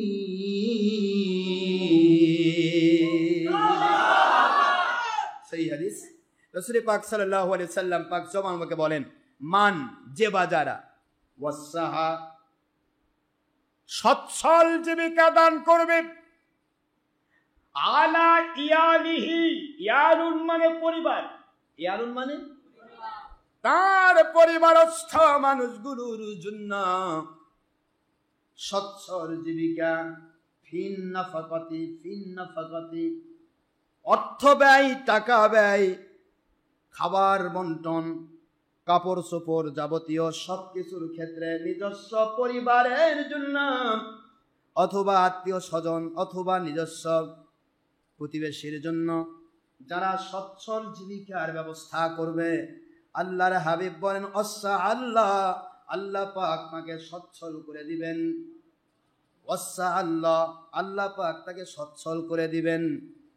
সাইরা সানাতিহি, সামনের পুরা 1টি বৎসর আমার আল্লাহ দয়া করে তাকে পরিপূর্ণ সচ্ছল জীবিকা দান করবে। সচ্ছল জীবিকা পাওয়ার জন্য আশুরা মিনাল মুহাররামে খাওয়ার ব্যবস্থা, সচ্ছলের ব্যবস্থা করবেন। তাই বলে এমন খাওয়া না একবারে খাইতে খাইতে গলা নাক ঠেকে ফেলবেন, এরকম না। ভালো ব্যবস্থা করবেন স্ত্রী পরিবারের জন্য। এই যে বৈশাখ মাস গেল, কত মানুষ ইলিশ মাছের জন্য একবারে লাইন ধরেন, পান্তা মাছের জন্য লাইন ধরেন। পান্তা ভাত না, এটা কথা গনে দেন, আপনারা খাননি তো, আপনারা তো খাবেন না, কারণ আমার ভক্ত যারা তারা তো এর সাইডে যাওয়ার কথা না। তারপরে যদি ভুল টুল হয়ে থাকে ক্ষমা চান আল্লাহর কাছে। ভুল তো মানুষের হবে, তো আর এই হবে, মানুষের ভুল হবে। আমি বলবো না সে মানুষ একবারে নিষ্পাপ মাথা তুলে যাবে, তা না। ভুল হয়েছে ক্ষমা চান, মালিকের কাছে ক্ষমা চাইলে মালিক ক্ষমা করবেন, তার জীবনের গুনাহ মাফ করে গুনার জায়গা নেকি দিয়ে পরিবর্তন করে দেবেন।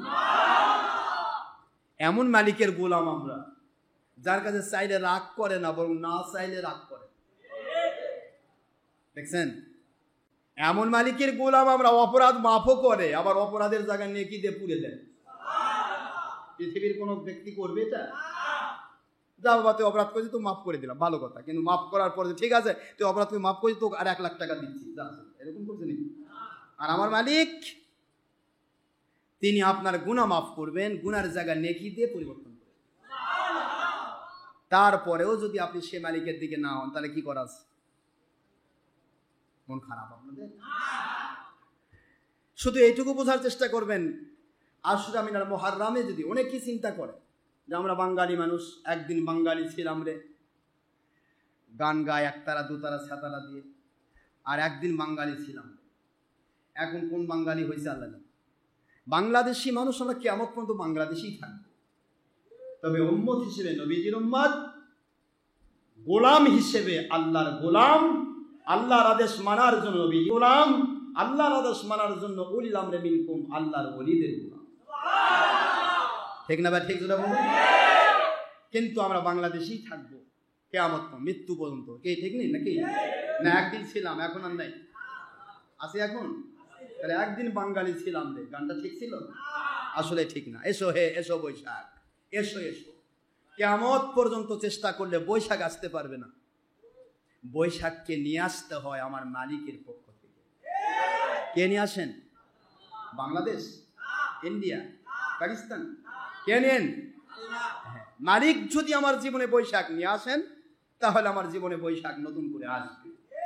এসো হে এসো বৈশাখ, এসো এসো, এই কথাটা সেরে কি কথা বলতে হবে? দয়ার সাগর আল্লাহ, আপনি দয়া করে আমার জীবনে আরেক বৈশাখ দেন, যাতে করে বেশি করে পান্তা ভাত না খাই, ইলিশ, পচা ইলিশ না খায়। কি মনে আপনার কথা?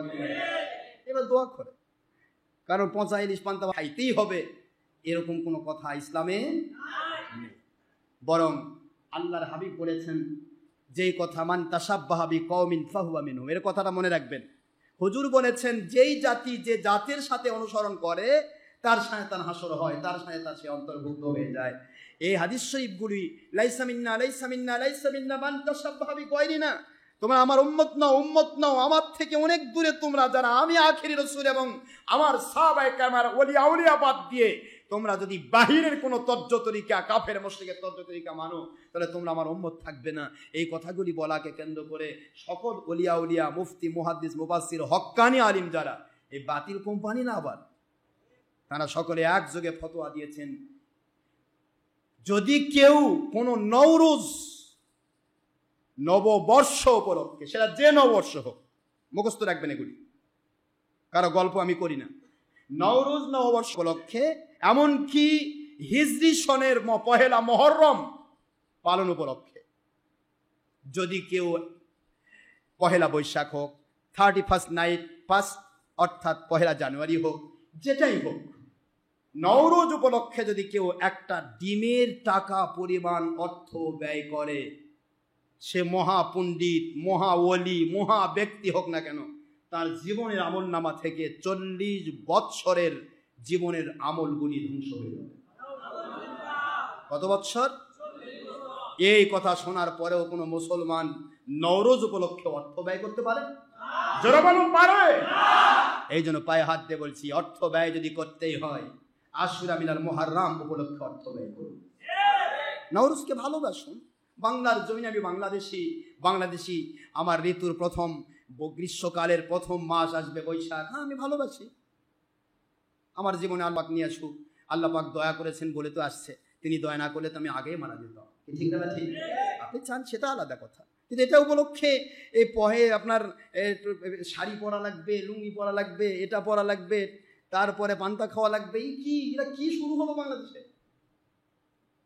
এগুলি বললে অনেক সময় কয় যে দেশদ্রোহী। না, দেশদ্রোহী নয়, আমি দেশের পক্ষে। তবে দেশে যদি ইসলাম বিরোধী কোনো কথা হয় সেটার পক্ষে আমি নই। কোরআন সুন্নাহর পক্ষে হলে সেটার পক্ষে আমি সারা জীবন থাকবো। সে যে কেউ হোক না কেন, এটা আমার যায় আসে না। সে আওয়ামী লীগ হোক, বিএনপি হোক, জামাত হোক, খালেদি হোক, ওহাবি হোক, ও আমার নবীর পক্ষে কাজ করুক, আমি ওকে মাথার তাজ বলবো। ও আমার আল্লাহ এবং নবীর বিরুদ্ধে করবে, জান বের হয়ে যাবে, আমি কারো পক্ষ নিতে পারবো না।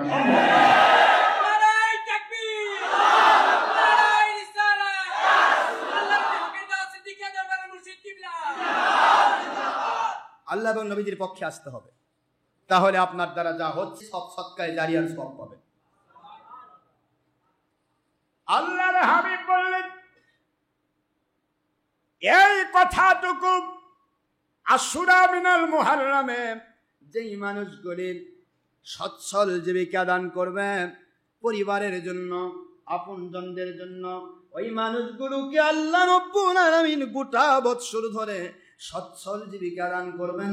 এই হাদিস শরীফটাকে একজন আল্লাহর বান্দা, অত্যন্ত গরিব দুঃখী, একজন হক্কানি আলিম মানুষ বিশ্বাস করতে গিয়া বললেন, আমার নবী পাক সাল্লাল্লাহু আলাইহি ওয়াসাল্লাম যা বলেন তার মধ্যে কোনো প্রকার কম বেশি নেই। হুজুর বলেছেন আশুরা মিনাল মুহররমের উপলক্ষে এই আশুরার দিন রোজা রাখতে হবে। কি রাখতে হবে কিনা? আশুরার দিন রোজা রাখা আগে ফরজ ছিল। কি ছিল? রমজান মাস নাজিল হওয়ার পর আখির রাসূল এটাকে নফল বানিয়ে দিয়েছেন। যারা বলুন সুবহানাল্লাহ। হুজুর বলেছেন সকল নবী রাসূল আশুরার রোজা রাখতাম, এমনকি আয়ামে বেজের রোজা সকল নবী রাসূল রাখতেন। সুবহানাল্লাহ বলেন। আয়ামে বেজ 13, 14, 15 এই 3টি রোজা রাখার চেষ্টা করুন। 3টি রোজা মাসে রাখবেন, পুরা মাস রোজা রাখার সওয়াব আমার আল্লাহ আপনাকে দান করবে।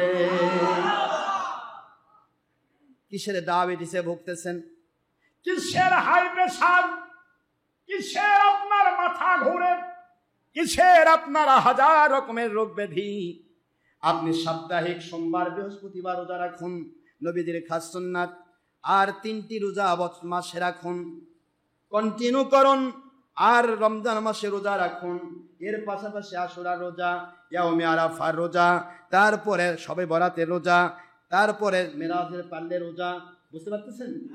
এই রোজাগুলি রাখুন, বিশ্বাস করুন সারা জীবন আপনার ডায়াবেটিক্স রোগ থাকতে পারে, ডায়াবেটিক্স আপনার কোনো কষ্ট দিতে পারবে না।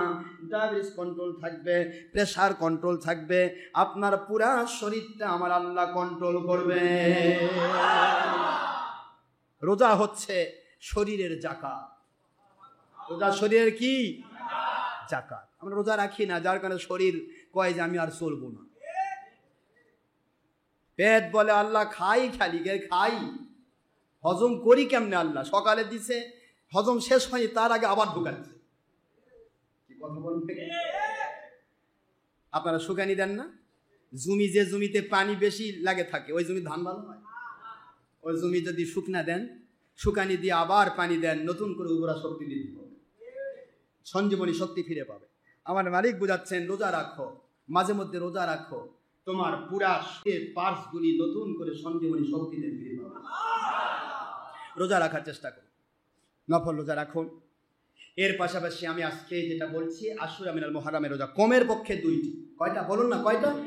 কমের পক্ষে 2টি। তা আমরা সোমবার দিন একটা সাপ্তাহিক রোজাও পাচ্ছি, আলহামদুলিল্লাহ। আবার আশুরা মিনাল মুহাররমের রোজা 9 তারিখ, এটা হচ্ছে 10 তারিখ আশুরার দিন মঙ্গলবার রোজা। আপনার একসাথে 2টা সুন্নত আদায় হয়ে গেল, 200 শহীদের মর্যাদা। মান তামাসসাকা বিসুন্নতি ইনদা ফাসাদি উম্মতি ফালাহু আজরু মিয়াতি শাহীদিন। আল্লাহর বান্দাগণ, আমার প্রিয় আল্লাহর বান্দিগণ, আমার সোনামণি আম্মা জানেরা, মা বোন মেয়েরা, যারা কষ্ট করে পর্দার অন্তরালে জোহর নামাজ একা পড়ার নিয়তে আমাদের সাথে সম্পৃক্ত হয়েছেন, আমি সেই মাদেরকে বলছি, আপনারা অনেক কষ্ট করেছেন। দীর্ঘ 44 দিন ছিলাম না। অনেকেই বারবার আমার আহালিয়ার কাছে বলেছে, হুজুর কিবলা নেই, ভালো লাগে না, তার কথা শুনি না। আমার কথা আপনি সারাদিনই শুনছেন, আপনার মোবাইলের ভিতরে ওয়াজ শুনলেই তো আমার শুনতেছেন, আমার তো দেখতে পাচ্ছেন না। এই যে আমি ওয়াজ করছি, এখন হয়তো ডাইরেক্ট লাইভ হচ্ছে, রেডিও শুনছেন, এখন কি দেখা যায়? কিন্তু আপনার অন্তরের চোখ মিলিয়ে দেখুন, আপনি ওয়াজগুলি শুনতে শুনতে ঘুমিয়ে যান, মহিলা হন পুরুষ হন, ইনশাআল্লাহ আমাকে দেখতে পাবেন। দেখতে পাবেন ঘুমের ভিতরে মালিক দেখায় দিবে। যদি মহব্বত যার সাথে থাকে, যে মানুষ বাদামের সাথে মহব্বত, সারাদিন বাদাম বেচে, ও ঘুমের মধ্যেও বাদাম বেচে, বাদাম লাভ দিয়ে ওটা কয়, বউ কয় কি কয় বাদাম। যিনি যেটা করেন সেইটার মহব্বত তার ভিতরে ঢোকে। যিনি আল্লাহর সন্তুষ্টির পথে মহব্বত রাখবেন, তার ভিতরে সেই মহব্বত জাহির হবে। বিশ্বাস হয়? এই জন্য নামাজের সাথে মহব্বত রাখবেন, আল্লাহ ওয়ালাদের সাথে মহব্বত রাখবেন। এটা আপনার জীবনে। আপনার কাছে আমি 10 টাকা চাই না, আমি বলিনি আপনি আমাকে বাড়ি করে দেন, ঘর করে দেন। আমি আপনার কাছে একটা জিনিস চাই, আপনি আমার আল্লাহ এবং নবীর প্রেমে কাজ করবেন। কে আমার পক্ষে আসলো, কে আমার বিপক্ষে আসলো, এ চিন্তা আমার মাথায় নেই। আমার মাথায় আছে আমার আল্লাহ এবং নবীর পক্ষে যিনি, তিনি আমার পক্ষে। আমার আল্লাহ এবং নবীর বিপক্ষে যিনি, তিনি আমার বিপক্ষে। এইটাই আমার জিন্দেগি। আমি কার কাছ থেকে ইয়া করি না। আপনারা কষ্ট করছেন, আলহামদুলিল্লাহ, শুকরিয়া করুন। আমরা আপনাদের এই যে ওযু করার জায়গা দিতে পারছি না, পেশাব পায়খানার জায়গা দিতে পারছি না, বসার জায়গা দিতে পারতেছি না, 2 তলা 3 তলা ছাদ ভরে গেছে, এদিকে রাস্তায় দিয়ে দিছি। এখন কি করব, পাচ্ছি না, এখানে তো গোরস্থান, বাড়ানো যায় না। আমি আপনাদের পায়ে হাত দিয়ে বলছি, আগামী সামনে কয়েকটা বছর সময় দেন, এর মধ্যে ইনশাআল্লাহ আমরা 20 থেকে 48 শতক জায়গা, আল্লাহ রহমত 20 শতক জায়গা অলরেডি আমাদের রেজিস্ট্রি হয়ে গেছে, রাস্তার সাথেই, মেন রাস্তার সাথেই। আল্লাহ পাকের দয়ায় সেটাতে যদি আমরা বিল্ডিংটা করতে পারি, আল্লাহ যদি দয়া করেন, ইহসান করেন, তাহলে আপনাদের প্রত্যেকটা বিষয়, এই যে কষ্ট হচ্ছে, তখন আর কষ্ট দেব না, তখন আপনাদের এসি বানিয়ে দেব, যদি আল্লাহ তৌফিক দেন। তবে আমিন। এখন এখানে আর কিছু করতে চাচ্ছি না, এখানে নতুন করে আর কিছু করার দরকার নেই, এখানে শুধু জুমাটাই থাকবে। কথা কি বুঝতে পারছেন? এই জন্য আমি গুনাহগার সিংহভাগ অর্থ সেখানে ব্যয় করেছি। এর পাশাপাশি আমাদের ছেলেমেয়েরা, তারাও কষ্ট করে অনেকে অর্থ যোগান দিয়েছে। যে যতটুকু পাচ্ছে, এখানে কারো কাছ থেকে 10 টাকা চাহিদা নেই। যদি কেউ মন চায়, মনে ইয়া করে যে আমি আমার জীবনের জন্য ব্যাংকে যেরকম ব্যালেন্স করি, কবরে চলে যাব, সব সন্তানরা বন্টন করে নেবে। আর আল্লাহ রাস্তায় যদি আমি 10 টাকা ব্যালেন্স করি, এটা জমতে থাকবে, এটা বাড়তে থাকবে আল্লাহর কুদরতের কাছে, এবং কিয়ামতে আমি জান্নাতে পাবো। এরকম চিন্তা মাথায় নিয়ে কেউ যদি মন চায় তাহলে আপনারা অংশগ্রহণ করবেন, এটা আপনাদের ইচ্ছার উপর নির্ভর করবে। এখানে কারো কাছে কোনো চাঁদা করা হয় না, কারো কাছে 10 পয়সা চাওয়া হয় না, শুধুমাত্র নিজের বিবেকের উপর ছেড়ে দেওয়া হয়। মন চাইলে আপনি অংশগ্রহণ করবেন, কারণ অর্থ ব্যয় করা এটাও কিন্তু আল্লাহওয়ালার লক্ষণ। কোথায় ব্যয় করবেন? যারা নবীর বিরুদ্ধে কথা করছে, নবীদের দুশমনী করে, আমাদের মতো বড় ভাইয়ের মতো মাটি নয় বলবে, সবই ভিডিও টিভির মধ্যে ব্যস্ত, হারাম কাজে যে ব্যস্ত, সে ব্যক্তিকে 1 টাকা দেওয়া মানে আপনি ওই কাজে সাহায্য করবেন। আর আল্লাহ এবং আল্লাহ রসুলের পথে যারা কাজ করছেন, সেই পথে অর্থ ব্যয় করা মানে আপনি আল্লাহ এবং নবীর পক্ষে কাজ করবেন। এ কথা কি আমার না আমার আল্লাহ? তাআওয়ানু আলাল বিররি ওয়াত তাকওয়া, এ কথা আমার। সূরা মায়েদার 2 নম্বর আয়াত খুলুন, আমার আল্লাহ স্পষ্ট করে দিয়েছেন, তোমরা আল্লাহর সন্তুষ্টি এবং নবীজির মহব্বতের পক্ষে অর্থ ব্যয় করো, তাকওয়ার পক্ষে অর্থ ব্যয় করো। ওয়ালা তাআওয়ানু আলাল ইসমি ওয়াল উদওয়ান, যেখানে নবীর দুশমনী হয়, যেখানে আল্লাহর দুশমনী হয়, যেখানে আল্লাহ এবং রসুলের বিরুদ্ধে কাজ করা হয়, সেখানে অর্থ ব্যয় করো না। কথাটা কার? আত্তাকুল্লাহ ইন্নাল্লাহা শাদীদুল ইকাব। আল্লাহ পরিষ্কার করে দিয়েছেন, সাবধান, অর্থ ব্যয়ের ক্ষেত্রেও আল্লাহকে ভয় করে, যেখানে সেখানে অর্থ ব্যয় করা যাবে না। আবার অর্থ ব্যয় না করে গুটিয়েও নেওয়া, আল্লাহকে ভয় করো, মহান আল্লাহ তোমাদেরকে কঠিন শাস্তি দাতা।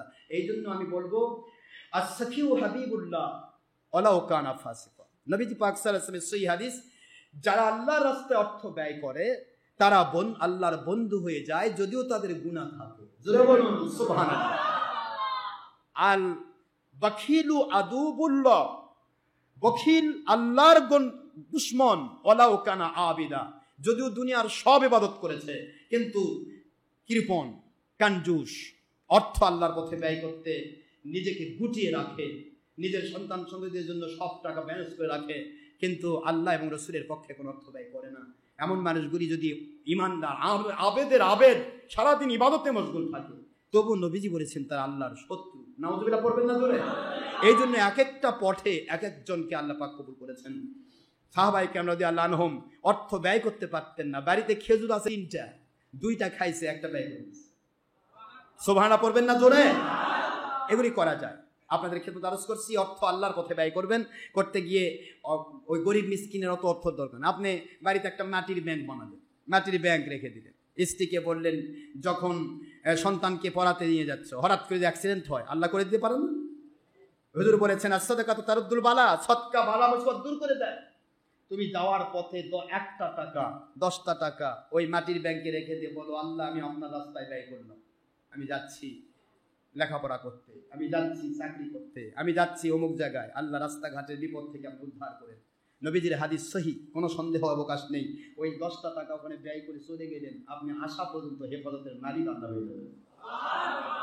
এভাবে করে অর্থ, মহিলারা পুরুষেরা আপনারা এভাবে 10 টাকা 5 টাকা করে ব্যয় ওখানে অর্থ করে, ব্যাংকটা যদি ভরুক আর না ভরুক, 1 মাস পরে ভেঙে ফেললেন, ভেঙে ফেলে আল্লাহ রাস্তা যেখানে আল্লাহর পথে কাজ হচ্ছে ওখানে দিয়ে দিলেন। আপনার জীবনে বিপদ আপদ থেকেও উদ্ধার হলো। আবার আপনি এই জমিয়ে টাকা ব্যয় করা আল্লাহর কুদরতি ব্যাংকে টাকা জমা হয়ে গেল। এভাবেও দেওয়া যেতে পারে। মানুষ ইচ্ছা করলে সব পারে, না ইচ্ছা থাকলে কিছুই হয় না। আল্লাহ আমাদের সবাইকে আল্লাহর পথে অর্থ ব্যয় করার তৌফিক দিন। তো হুজুর বলেছেন যে আশুরা মিনাল মুহাররমে যারা অর্থ ব্যয় করে পরিবারের জন্য সচ্ছল, তারা সারা বৎসর সচ্ছল জীবিকা লাভ করবে। আলহামদুলিল্লাহ পড়বেন না জোরে? এই কথাটাকে কেন্দ্র করে আমি একটা ঘটনা বারবার বলে থাকি, সেই ঘটনাটা বলে আমি শেষ করে দিচ্ছি। একজন আল্লাহর ওলি, তিনি হক্কানি আলেম। আর হক্কানি আলেম ওলিয়া উলিয়া যারা, তাদের কিন্তু অর্থনৈতিকভাবে তারা দুনিয়াতে খুব বেশি চাঙ্গা থাকেন না। এই কথা কি বুঝতে পেরেছেন?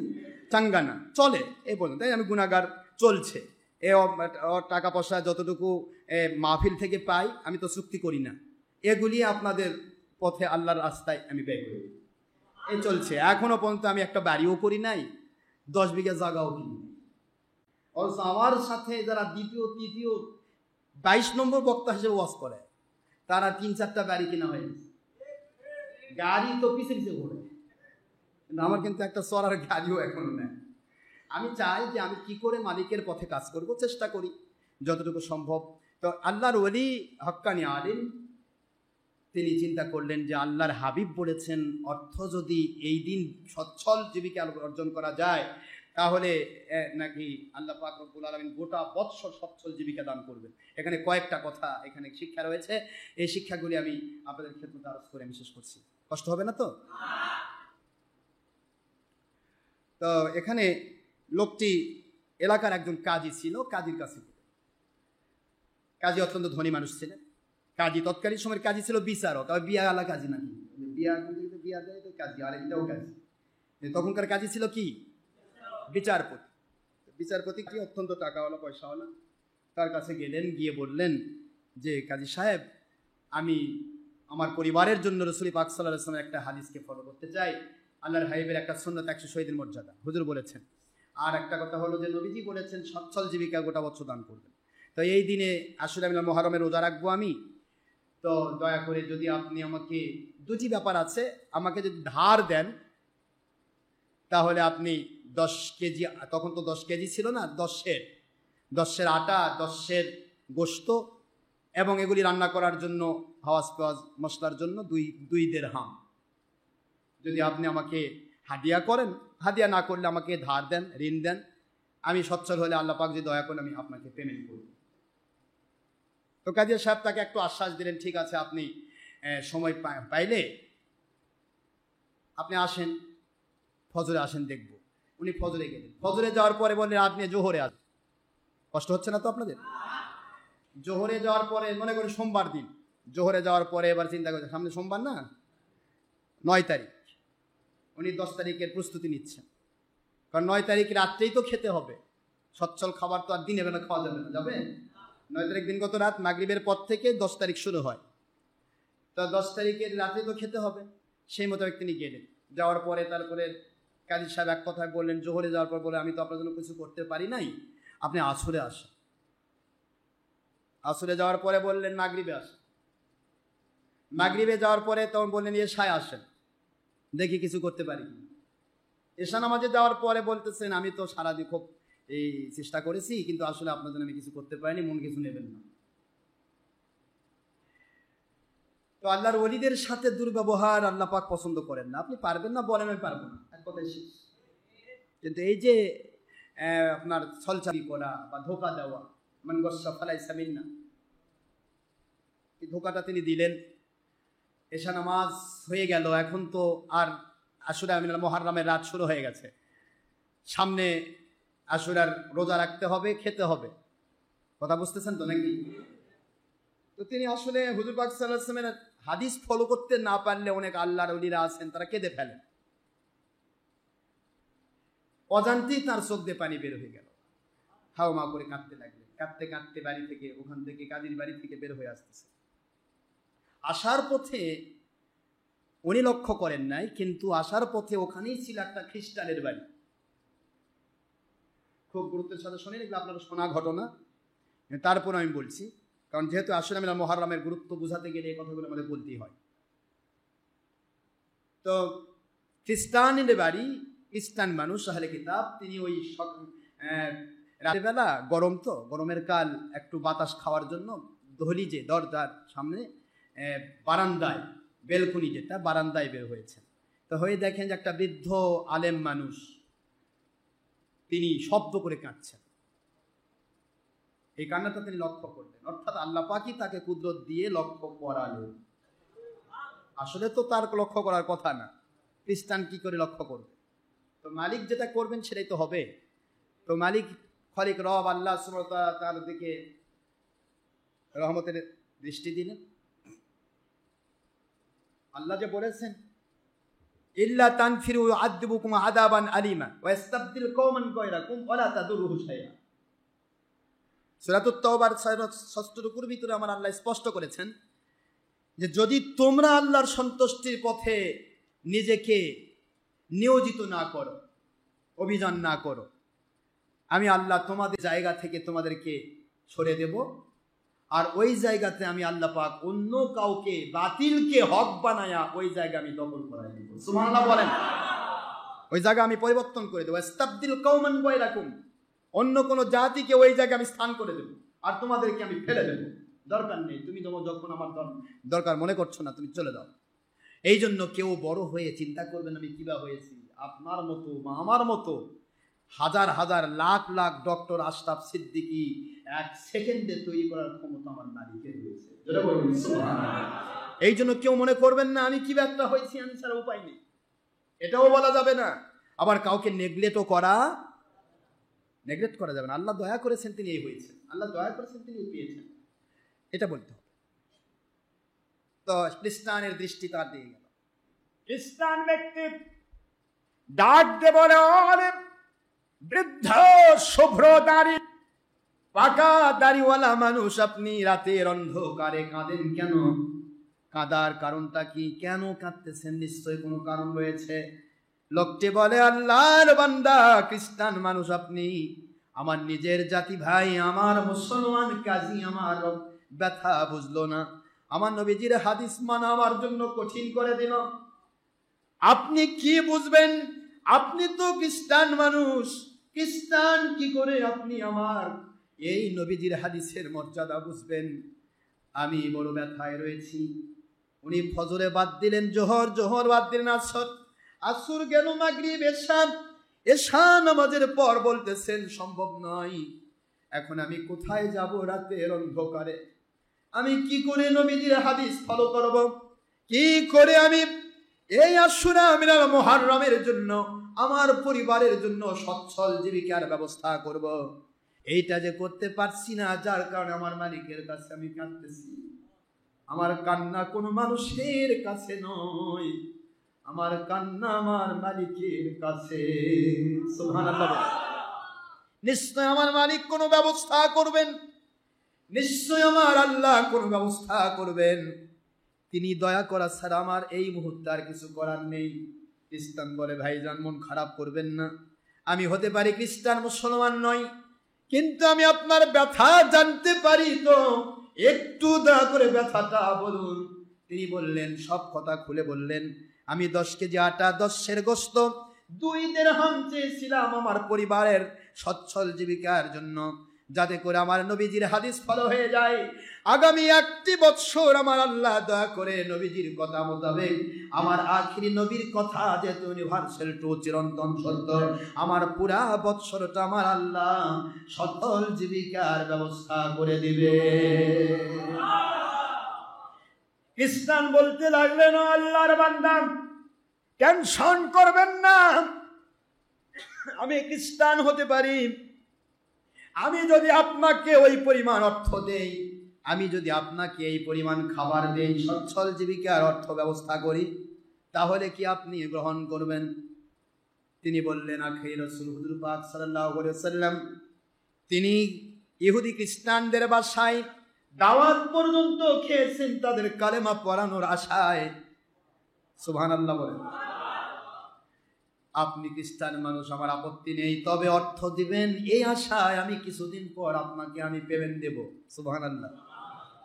এই আশায় আমি ঋণ নিতে পারি, ঋণ নেওয়ার সমস্যা নেই, ঋণ আপনি দিতে পারেন, ঠিক আছে, ঋণ দিলাম আপনাকে 2 দিরহাম, এর সাথে আরো 20 দিরহাম, পাশাপাশি 10 সের আটা, 10 সের গোশত, সবকিছু আমি আপনার জন্য ব্যবস্থা করলাম, এগুলি আপনি ব্যবস্থা করেন।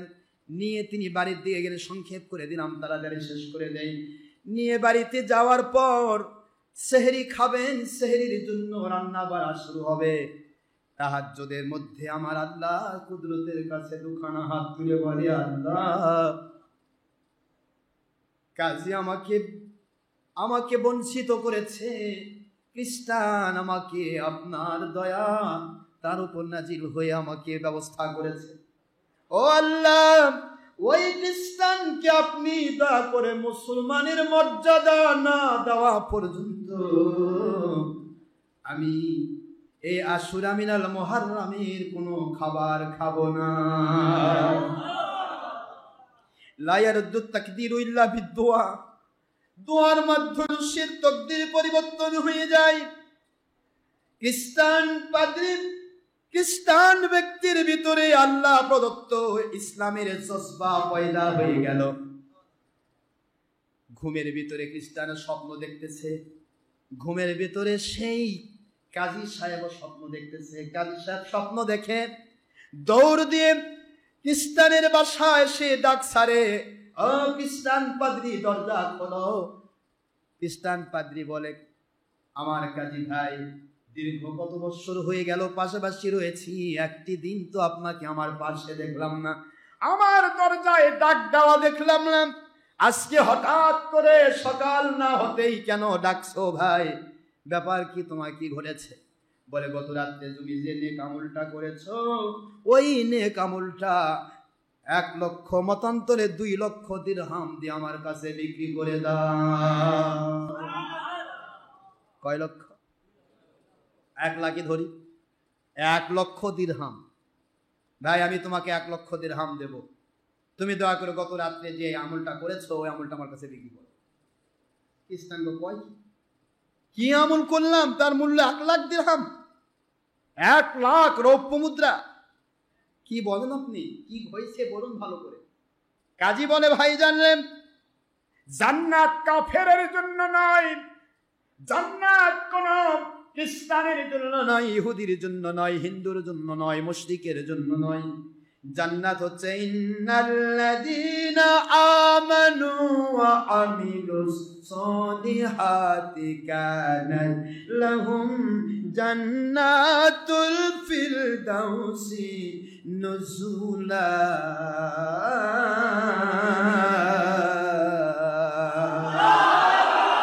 জান্নাত তো ইমানদারের জন্য, আল্লাহওয়ালার জন্য, নেক আমলকারীর জন্য। তোমার তো জান্নাত নয়। আমি স্বপ্নে দেখলাম 2 দিকে 2টি সোনার বালাখানা, বিশাল বড় রাজমহল। ওই রাজমহল 2 দিকে বানানো হচ্ছে সুন্দর করে। আমি বললাম বালাখানা কার? বলা হলো কাজীরে, এই বালাখানা 2টা তোমার ছিল, কিন্তু এগুলি মালিক হয়ে গেছে খ্রিস্টান। ও খ্রিস্টান ভাই, তুমি মালিক হয়েছো কেন তা কি জানো? গত রাত্রে তুমি যে অর্থ ব্যয় করেছো আল্লাহর ওলির জন্য, গত রাত্রে যে অর্থ ব্যয় করেছো হক্কানি আলেমের জন্য, এই অর্থ ব্যয়টাকে আমার আল্লাহ কবুল করে নিয়ে জান্নাত তো কবুল করেছেনই, পাশাপাশি জান্নাতের 2টি স্বর্ণের বালাখানা কবুল করেছেন। তুমি তো খ্রিস্টান ভাই, তুমি তো পাবে না এই জান্নাত, তো তোমার যাওয়া সম্ভব নয়। জান্নাতে না গেলে বালাখানা কেমনে পাবে? আমি শুনেছি এটা আমার ছিল, আমার জিনিস আমি হেরে ফেললাম, এটা তোমার কাছে চলে গেছে। তুমি আমাকে 1 লক্ষ মতান্তরে 2 লক্ষ দিরহাম নিয়ে নাও, তাও আমাকে গত রাত্রের ওই আমলটা দান করো। খ্রিস্টান বলে ভাইজান, আপনি যা দেখেছেন আমিও আমার আল্লাহর দয়ায় তাই দেখেছি। সুবহানাল্লাহ। টেনশন করবেন না ও কাজী সাহেব, টেনশন করবেন না। যা করলে জান্নাত পাওয়া যায়, যা করলে জান্নাতের বালাখানা পাওয়া যায়, আমি খ্রিস্টানটাই করতে রাজি রয়েছি। পরে নিলাম কালেমা লা ইলাহা ইল্লাল্লাহু মুহাম্মাদুর রাসূলুল্লাহ সাল্লাল্লাহু আলাইহি ওয়াসাল্লাম। আমার কাজী ভাই বলুন, এখন কি আমি বালাখানা পাবো?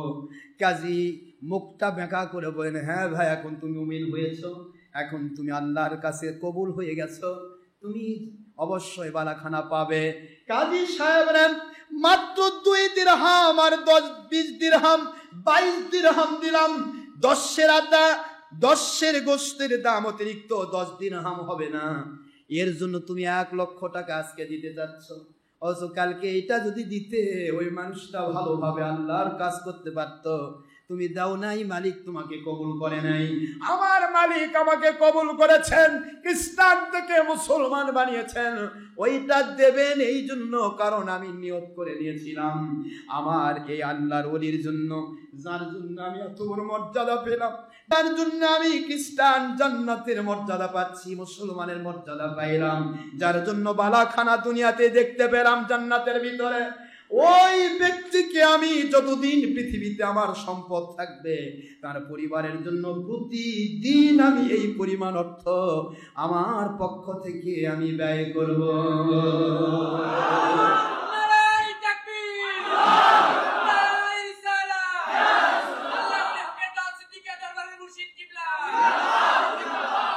তাহলে তাহলে এই যে ব্যাপার, এখানে কয়েকটা জিনিস লক্ষণীয়। 1 নম্বর, কাজী সাহেব বঞ্চিত হলেন ধোঁকা দেওয়ার কারণে। 2 নম্বর, আমার নবীজি পাক সাল্লাল্লাহু আলাইহি সাল্লাম যা বলেন তা কোনো রদ হয় না। হুজুর বলেছেন গোটা বৎসর সচ্ছল জীবিকা লাভ করবে। এই মানুষটি এই হাদিসকে ফলো করেছিলেন, মনে প্রাণে বিশ্বাস করেছিলেন। আল্লাহ এই জন্য বলেছেন, আনা ইনদা জন্নে আবদে বি, বান্দা আমাকে নিয়ে যত বলিষ্ঠ ধারণা করবে, বিশ্বাস করবে, আমি তাকে তত বলিষ্ঠ সাহায্যকারী পাঠাই। জোরে বলুন সুবহানাল্লাহ। সুতরাং মানুষের বিশ্বাসটা যেন নরবরে না হয়, ঢিল না হয়। এই যে এখানে আপনি এসেছেন কষ্ট করে, বিশ্বাস রাখুন আপনি আল্লাহর সন্তুষ্টি পাবেন।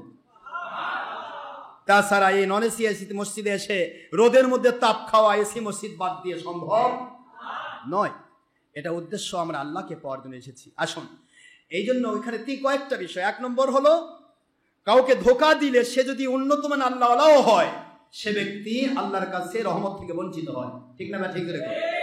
2 নম্বর, যদি খ্রিস্টান হয়, নন মুসলিমও হয়, কাফের মুশরিকও হয়, আর তার অন্তঃকরণে যদি সে আল্লাহ মানুষের প্রেম দেখায়, আল্লাহ মানুষের প্রেমটাই তার ঈমান আনা এবং নাজাতের ওসিলা হয়ে যায়। সুবহানাল্লাহ।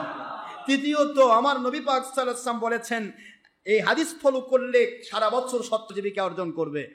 এই খ্রিস্টানের ভিতরে আমার আল্লাহ এমন পজিশন তৈরি করলেন যে গোটা বৎসর তার জন্য 10 আটা, 10 গোশত এবং 22 দিরহাম আল্লাহ কবুল করে দিলেন। সুবহানাল্লাহ পড়বেন না জোরে? 3য়ত, 4র্থত, মহান আল্লাহ পাক রব্বুল আলামিন যদি দয়া করেন, তার কাছে আল্লাহওয়ালার দোয়া এমনভাবে কবুল হয়, তকদির পরিবর্তন হয়ে বেঈমান মুসলমান হয়ে যায়। সুবহানাল্লাহ পড়বেন না জোরে?